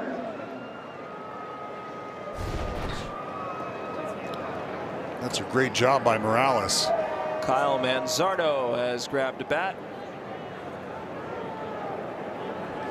He started game 1. Went 0 for 4, did walk and score a run.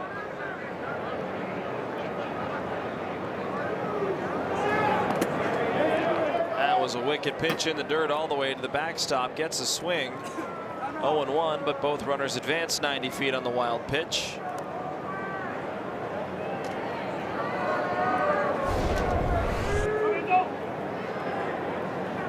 And again, it's not a question of stuff for Luis Morales. I mean, you get a swing like that, 0-0, one that catcher has a tough time even keeping in front. It gives you an idea of just how nasty the stuff can be. But you get a swing like that, and then the next pitch, not competitive at all. You can see the struggle within.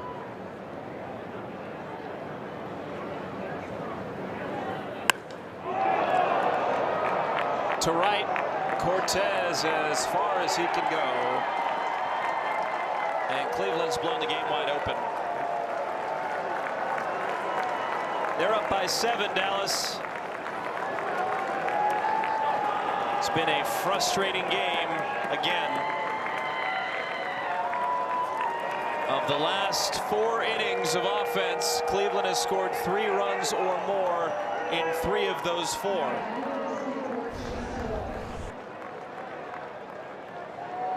Told you the slider was a pitch that he probably had the best feel for in terms of commanding it for strikes. This one here, not nearly as nasty as the one that you saw Manzardo offer at in the first pitch of the at-bat. But he got a little wrinkle right in the middle, and he ironed it out flat.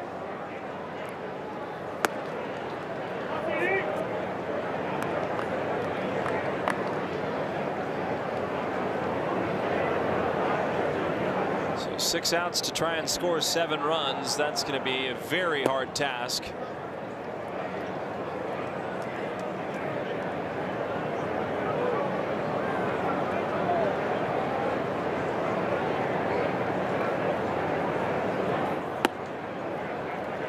And I mean, you could see the at bat there from DeLauder, just daring Morales to throw him a strike. And out again comes Scott Emerson.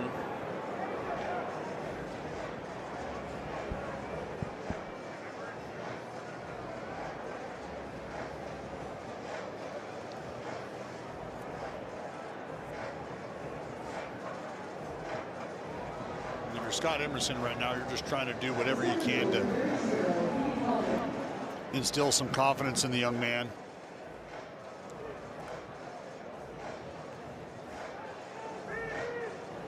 Luis Morales understands not only why the original demotion occurred, but I think he's kind of reliving the reasons why right now. You put guys on base, not able to execute pitches, and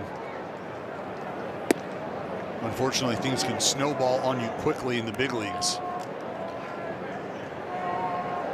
Pitch number 34 on its way.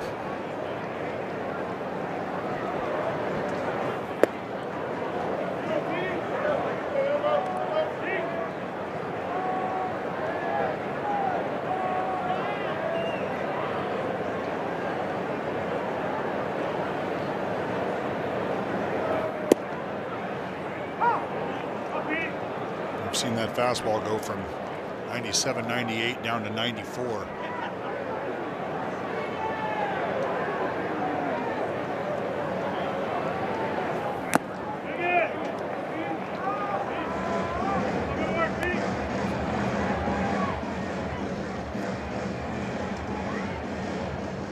That's the thing about baseball, is you can't just give in. You got to compete every single pitch. 2-2 turned on foul.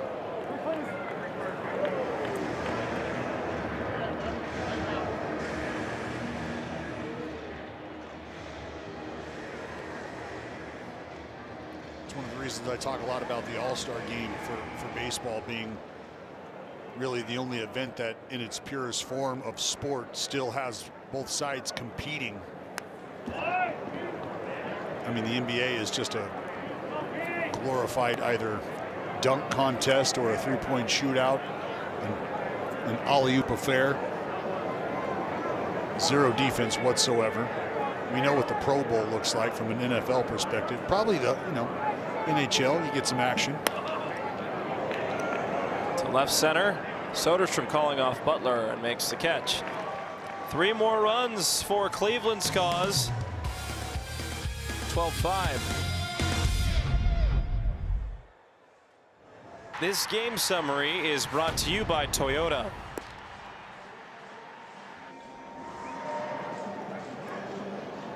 Twelve to 5. It's not been pretty for the A's.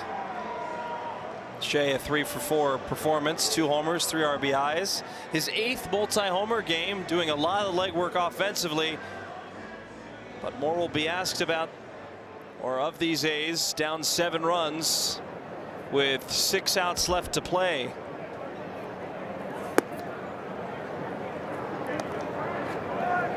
It's Cortez who has a hit on the game against Hunter Gaddis. Well, with a sizable lead now, I think Stephen Vogt has an opportunity to maybe lay off some of the higher leverage arms. Not to say that there hasn't been total contributions from everybody in this bullpen for the Guardians this season. Gaddis was warming up for a long time. It's 3 balls and no strikes. And in that respect, what happens is you got a guy that you've gotten hot, that has stayed hot throughout a long inning. It's essentially just like him going out and working. So you might as well give him the inning plus worth of work.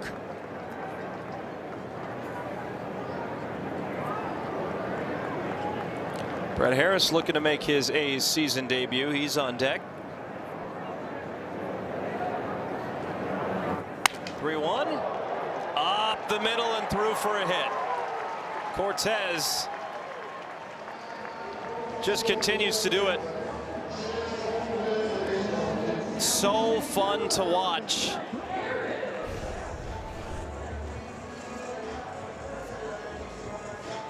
Catches this one off the end. You can hear the bat go down a hero.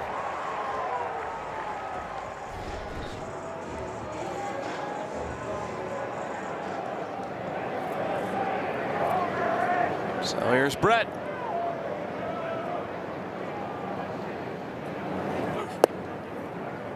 Strike one. At the AAA club in Las Vegas. Brett hit .274 with 2 homers, 15 RBIs. Was called up earlier this week. He'll take strike 2 on a splitter.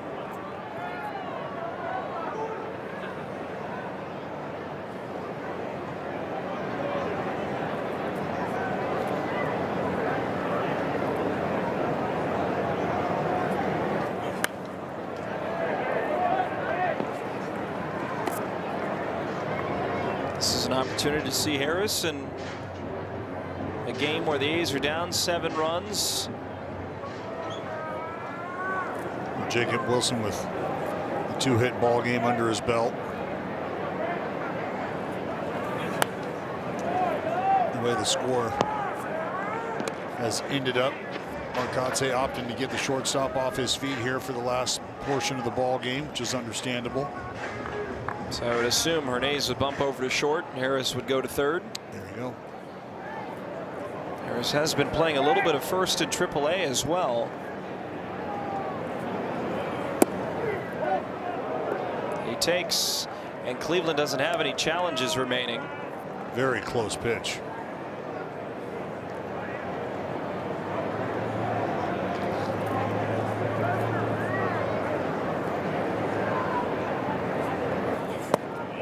But that'll do Harrison, a 90-mile-per-hour slider. 1 out.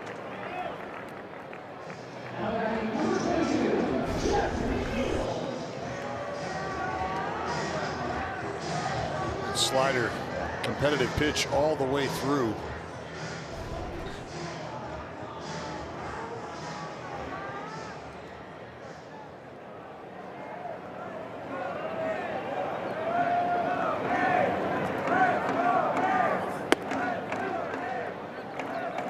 Jeff McNeil, 2 RBIs today. He's 1 for 2 as an RBI single and a sacrifice fly. Right at .299 now. Yeah, a couple of great at bats this afternoon from Jeff McNeil.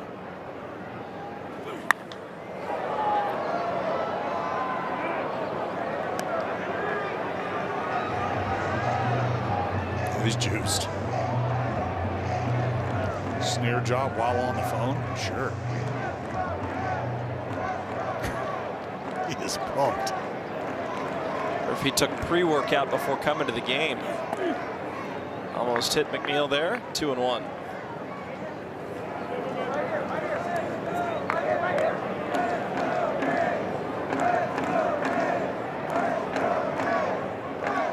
He's got the A's socks on too. He's decked out. Oh yeah.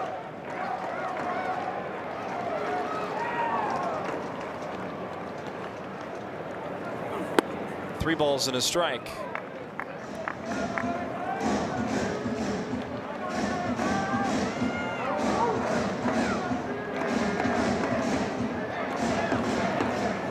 He said, you stick with me, I'll show you how to do it. First, you start off by bringing your glove to the game. 3-1 over the leaping Manzardo. Cortez had to hold up. Another hit for McNeil. 2 on, 1 out, and Butler's coming up. Swing it back. At a babe. So now he's over 300 with that single.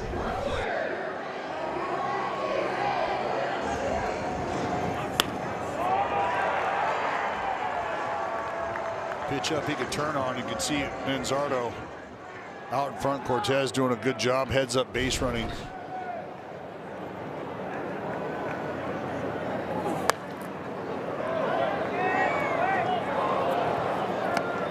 Butler has a single and a walk. He was also caught on the base paths.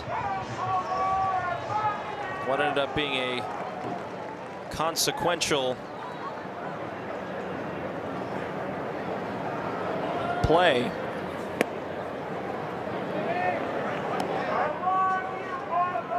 Well, it was. I mean, I think you could honestly go back, and if you were looking for a point in the ball game where momentum shifted, it was with Nick Kurtz at the plate, 2 on, 2 out. And Lawrence Butler just caught straying a little too far off first base. The pickoff would bring the inning to an end, and the Guardians would go on to tack a whole bunch of runs on. And they would, at that point, quite literally double their run total.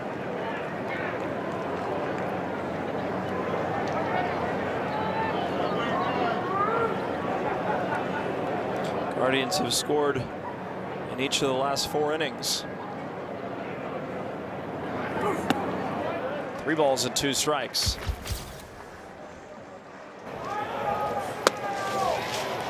And there it was. Hedges throwing behind Kurtz, behind Butler. That would bring the threat to an end.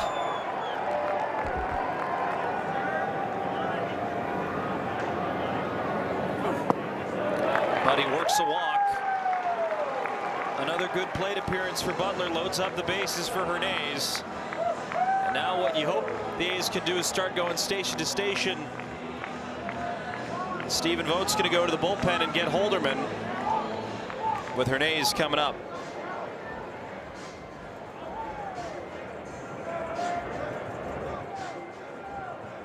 Presented by authority of the Athletics and may not be reproduced or retransmitted in any form, and the accounts and descriptions of this game may not be disseminated without the express written consent of the Athletics.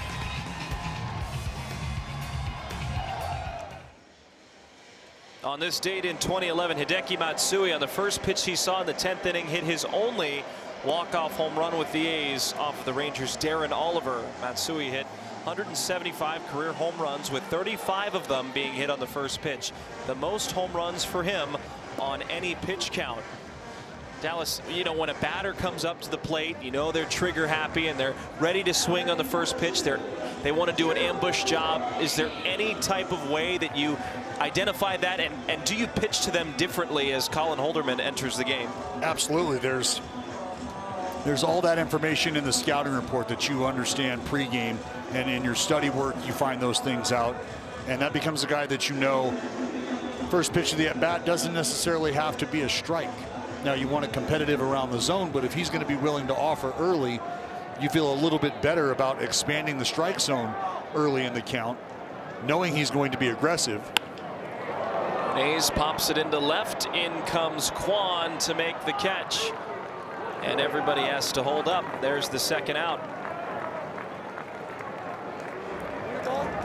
And especially if there's a runner in scoring position, I think the numbers will bear out that he's probably as, if not more, aggressive early in the count, which I think helps reinforce the idea that you don't necessarily have to be what we call fat in the strike zone. It doesn't have to be a quality strike. It can be something that's really more around the peripheral. Strike one to Kurtz. You know what he's sitting on. 20 straight.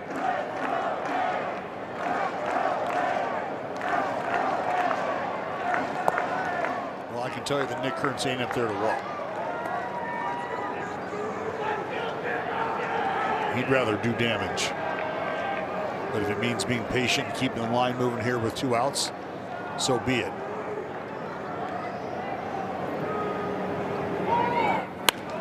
Hit well, through for a hit. Cortez scores.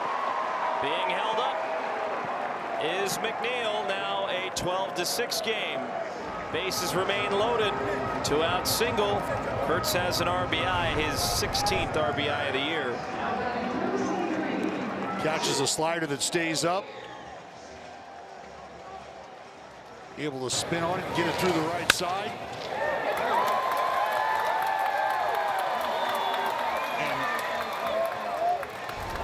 And I think you're more than okay with where you've ended up in the history books regarding the walk situation. 20 straight games with a free pass, but you're trying to win ball games.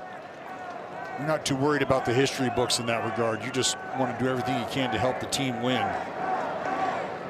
Shea, though, with an opportunity to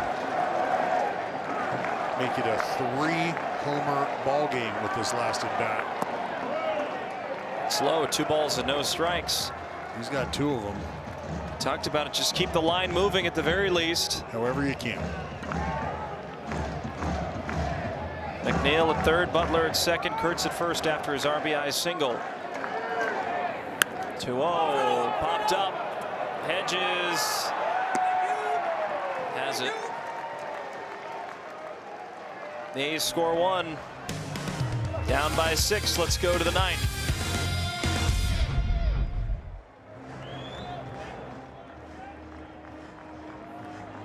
Your go-to daily sports talk show hosted by Chris Townsend, streaming live 24 hours and before every weekday evening ball game on the A's YouTube channel.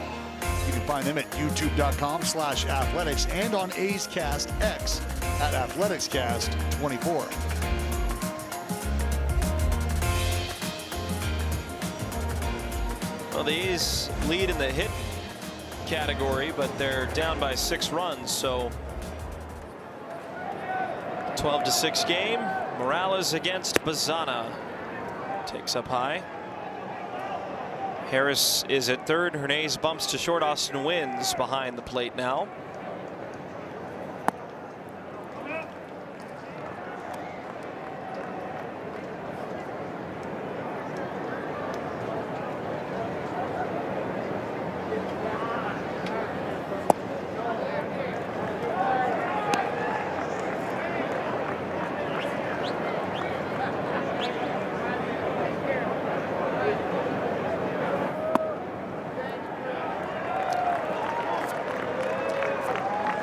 Third walk issued by Morales.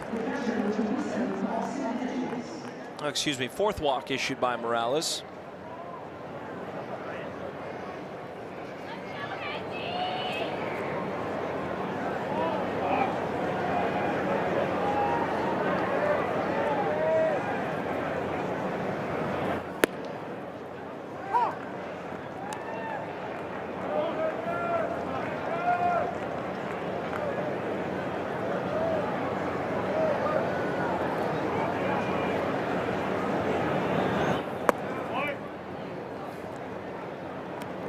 As we mentioned, the A's have 1 more game here at home tomorrow. They will likely try to salvage a win against these Cleveland Guardians. The Guardians then travel to Kansas City to face the Royals, the team the A's took 2 of 3 from before Cleveland traveled to Sacramento.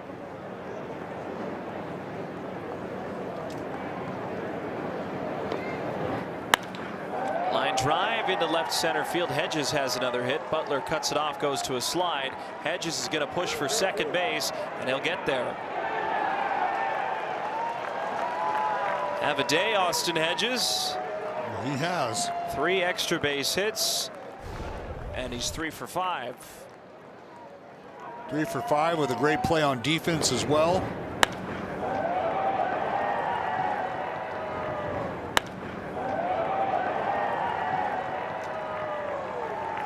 I think Hedges, once he saw Lawrence Butler go into the slide with Bazana off to third,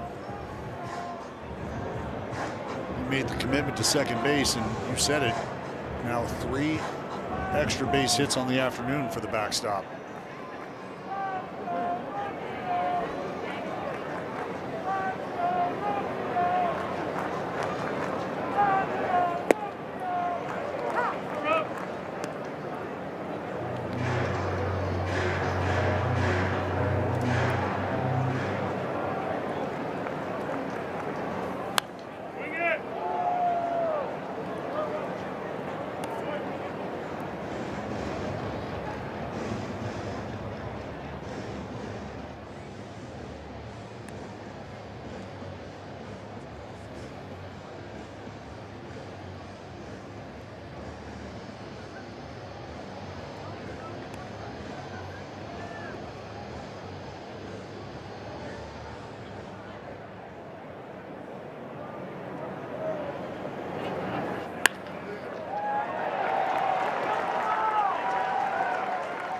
13-6.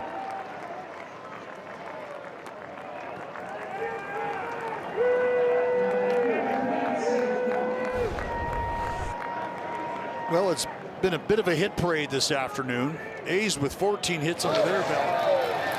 Guardians with 13. A few more runs to show for it from the Guardians side of things.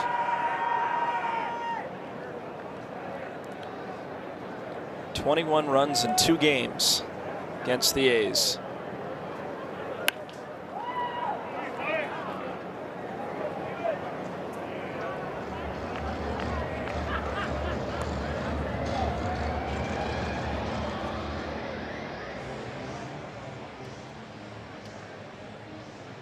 Tomorrow it'll be Messick against Savali.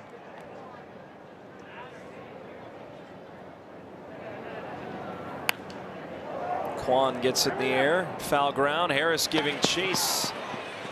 Drops foul. So looking forward to watching Messick go to work. It's a lefty that you admire. Well, I think he's shown a lot of promise. And a good mix. 6-pitch mix, the offer. Ground ball to third. Harris to Hernandez. Hernandez to first. And a 5-6-3 double play brings home Hedges. Now 14-6. But Morales does get the second. Well, the first and the second out.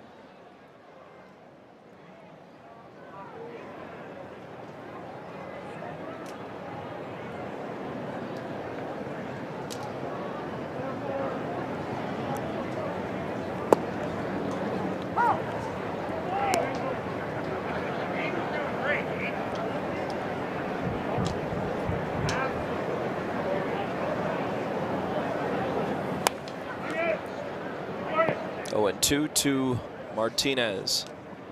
A's to come up in the ninth. Soderstrom, Rooker, Cortez. Down 8.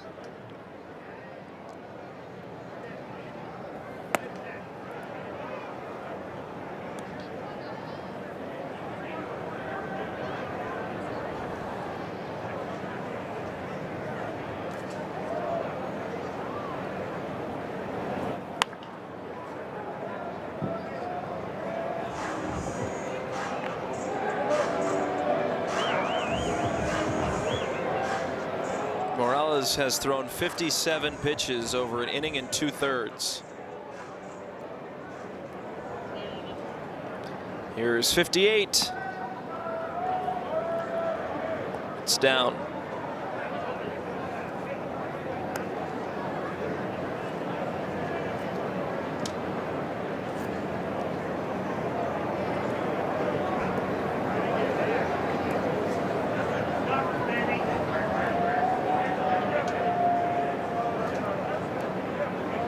Two-two pitch.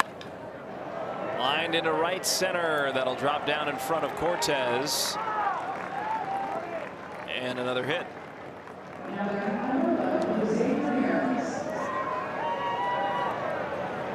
It's a good swing by Martinez. It's the second time this afternoon we've watched Martinez just do a good job expanding the zone a bit. I mean, that's a competitive pitch down, but he goes down and scoops it and able to find grass once again. Must have learned that from the man that's up at the plate. I mean, we saw yesterday Jose Ramirez get some pitches that if he didn't put bat to ball would have hit him. Yeah. And not only did he get to them, but he barreled them. Sure.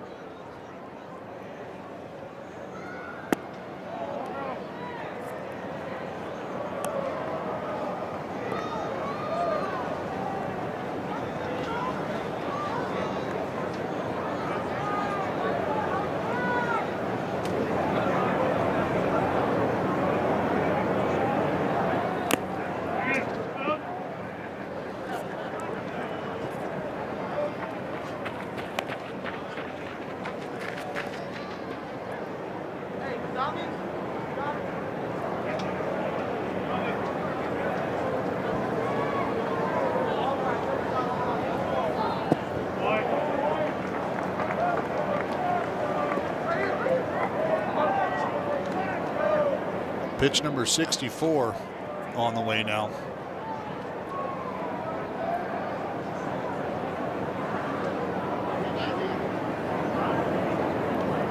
Two and two to Jose Ramirez.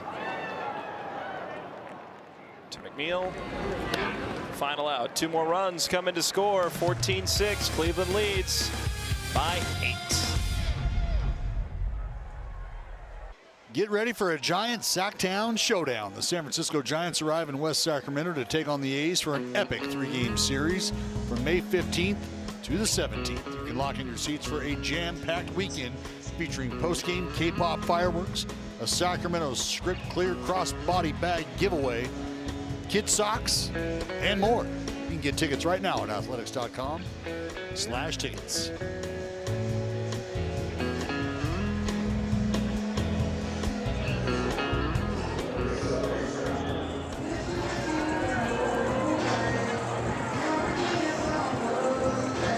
Well, one of those guys is enjoying the ball game today. But you know what? Kids are having fun at the ballpark. That's what matters.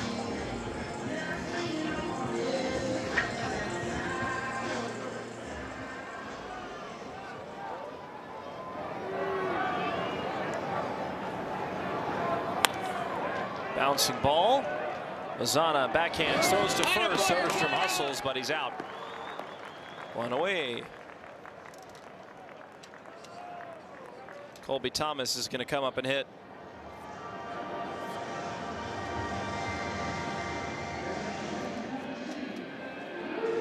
Thomas struck a ball well last night. The bases were loaded.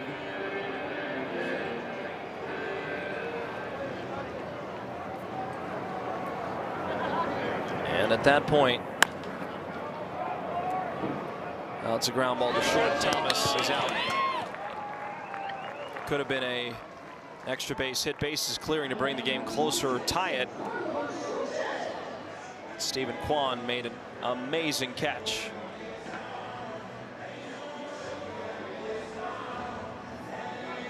A's are down to their final out, and it's Carlos Cortez, who, don't even want to say quietly, but really quietly has had another multi-hit game.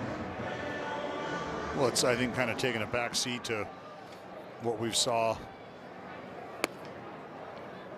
unfold on the mound, unfortunately for the Athletics.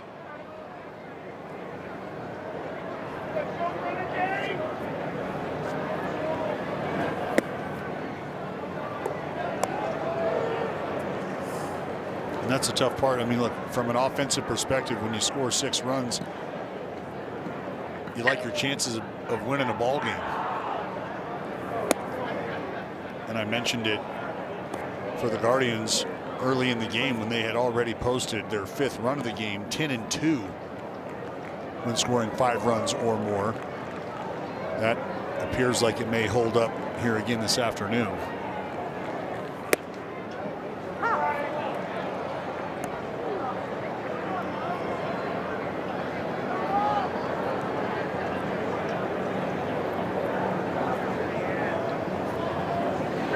Three and 1. This should do it. Rocchio throws to first, and Cleveland has won it. 14-6. They take the series with 1 game left to play. The A's will try and salvage a game in this series tomorrow before heading on the road. Dallas yesterday night was frustrating. This even more so. Yeah, I'd say a frustrating ball game from top to bottom. I just kind of highlighted how things went on the mound and what you feel like from an offense. You're able to put 14 hits on the board, 6 runs on the board. Unfortunately, the opposition, just a few more runs to show for it. And that's just kind of how the game of baseball goes. You said it, partner. The Athletics will look to get back at it again tomorrow, but they've got a tough young left-hander that they've got to square off against in Parker Messick. So we'll see how things go this afternoon or tomorrow afternoon. Speaking of Parker Messick, here are the probables for tomorrow. It's Messick in his 7th start against Aaron Savali, who's looked good as an A in his 7th start. Coverage begins tomorrow at 12:30 p.m. local. Stay tuned, folks. A's Cast with Chris Townsend and Steve Sachs on NBC Sports, presented by Toyota, starts right now.